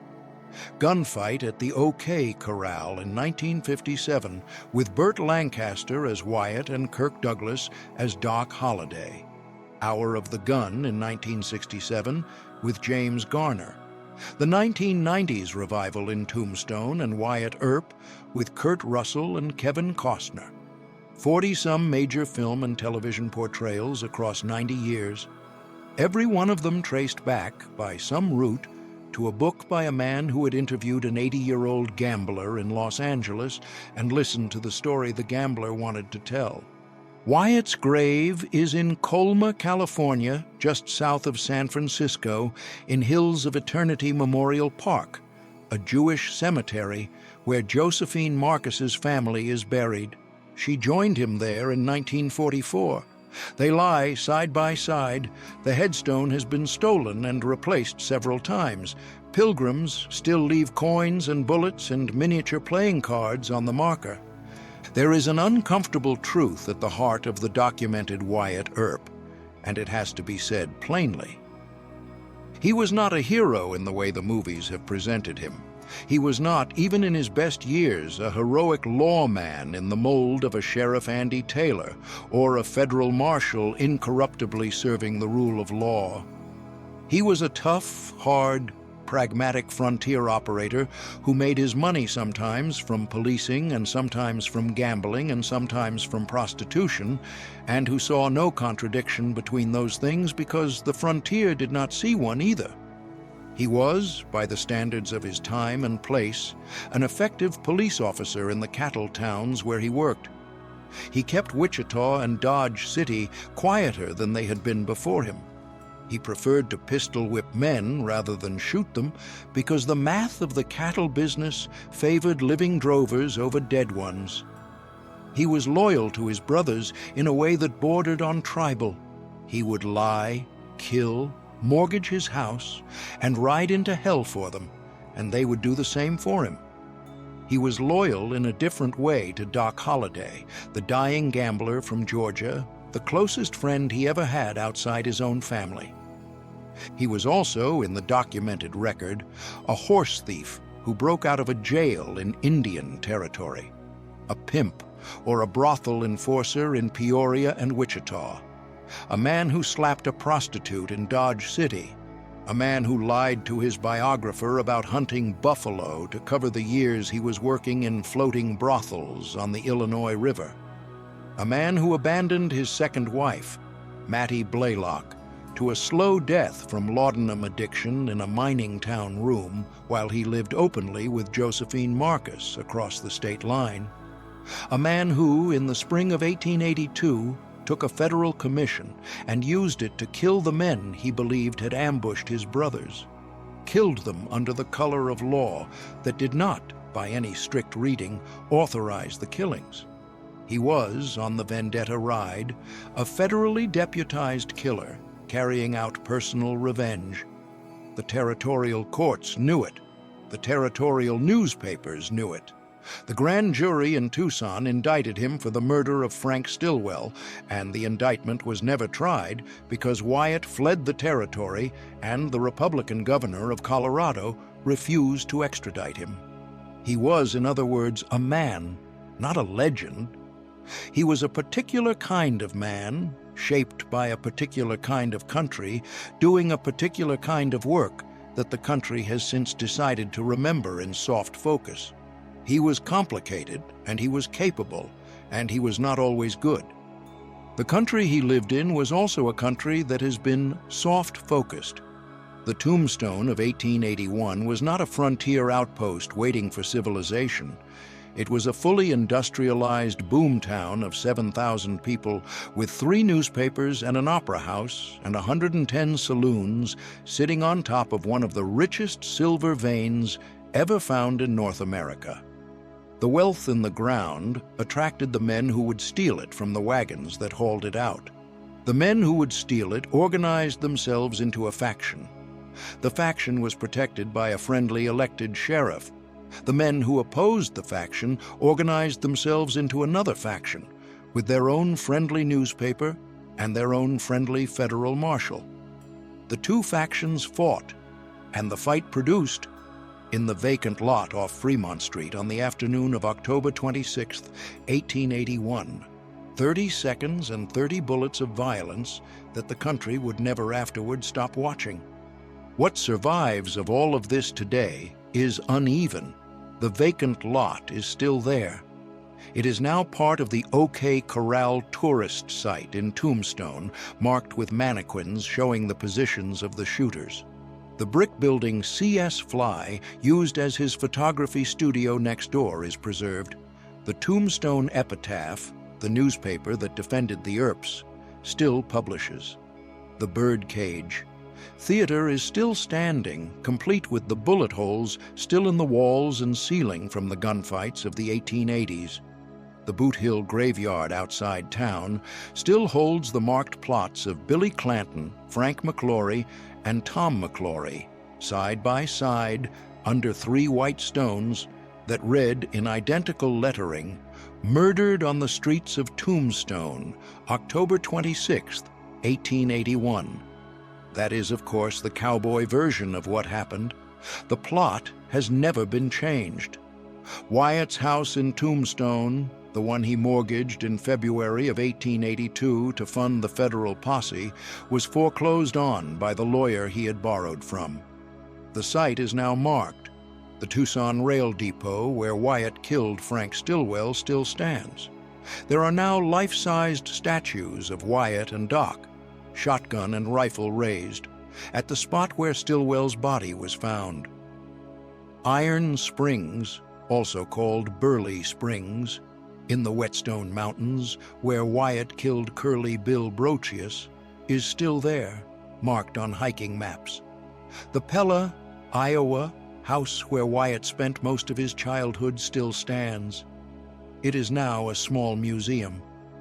The cemetery in Colma, California, where Wyatt and Josephine are buried, still receives visitors. The marker is in a Jewish cemetery, because Josephine was Jewish, because Wyatt, by the end of his life, had spent more than 40 years with a Jewish woman, because the Doc Holliday slur in Albuquerque had been about something real. The headstone has been stolen at least twice. The replacement stones still receive coins.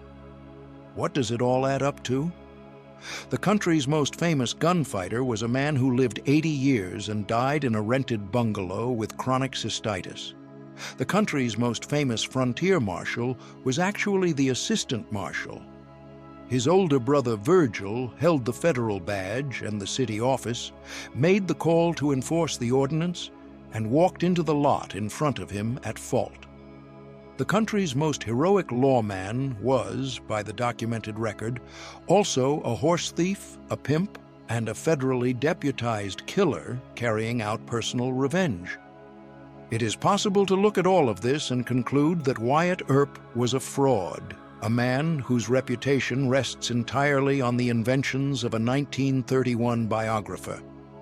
It is possible to look at all of it and conclude the opposite, that what he actually did in the dust of Fremont Street and the water of Iron Springs and the rail yard at Tucson was harder and braver and more morally complicated than anything Hollywood could ever have shown. Both conclusions have evidence on their side. Neither one is wrong. The frontier that Wyatt Earp lived in does not exist anymore. The country it became does not always know what to do with the kind of man he actually was. He is not the white-hatted marshal of the movies, and he is not the cartoon villain of the revisionists either.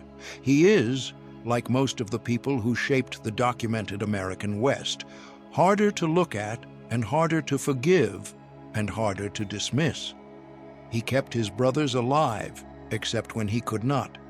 He carried out the only justice the territory was capable of producing, except by methods that the territory could not legally sanction.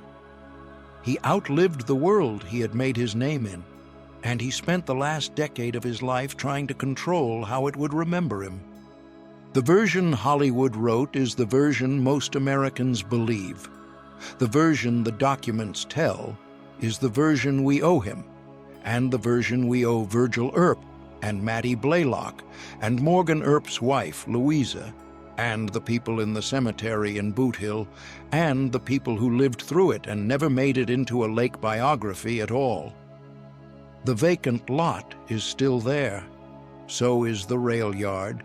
So is the water at Iron Springs, in a remote canyon of the Whetstones, running quietly out of the rock the way it did on the afternoon Curly Bill Brocius died in it. The ghosts are still out there. Whether Wyatt Earp belongs among the heroes or the villains is a question the country is still arguing about, and the only honest answer, 95 years after his death, is that he probably belongs in both places at once, the way most people do who lived hard enough to be remembered. That is the documented life. It is harder than the legend, and, in the end, it is also better. If this story moved you, leave a like so others can find it. Subscribe so you don't miss the next one, and tell us in the comments, lawman or outlaw? Thank you for spending time with Western Pioneer Archives.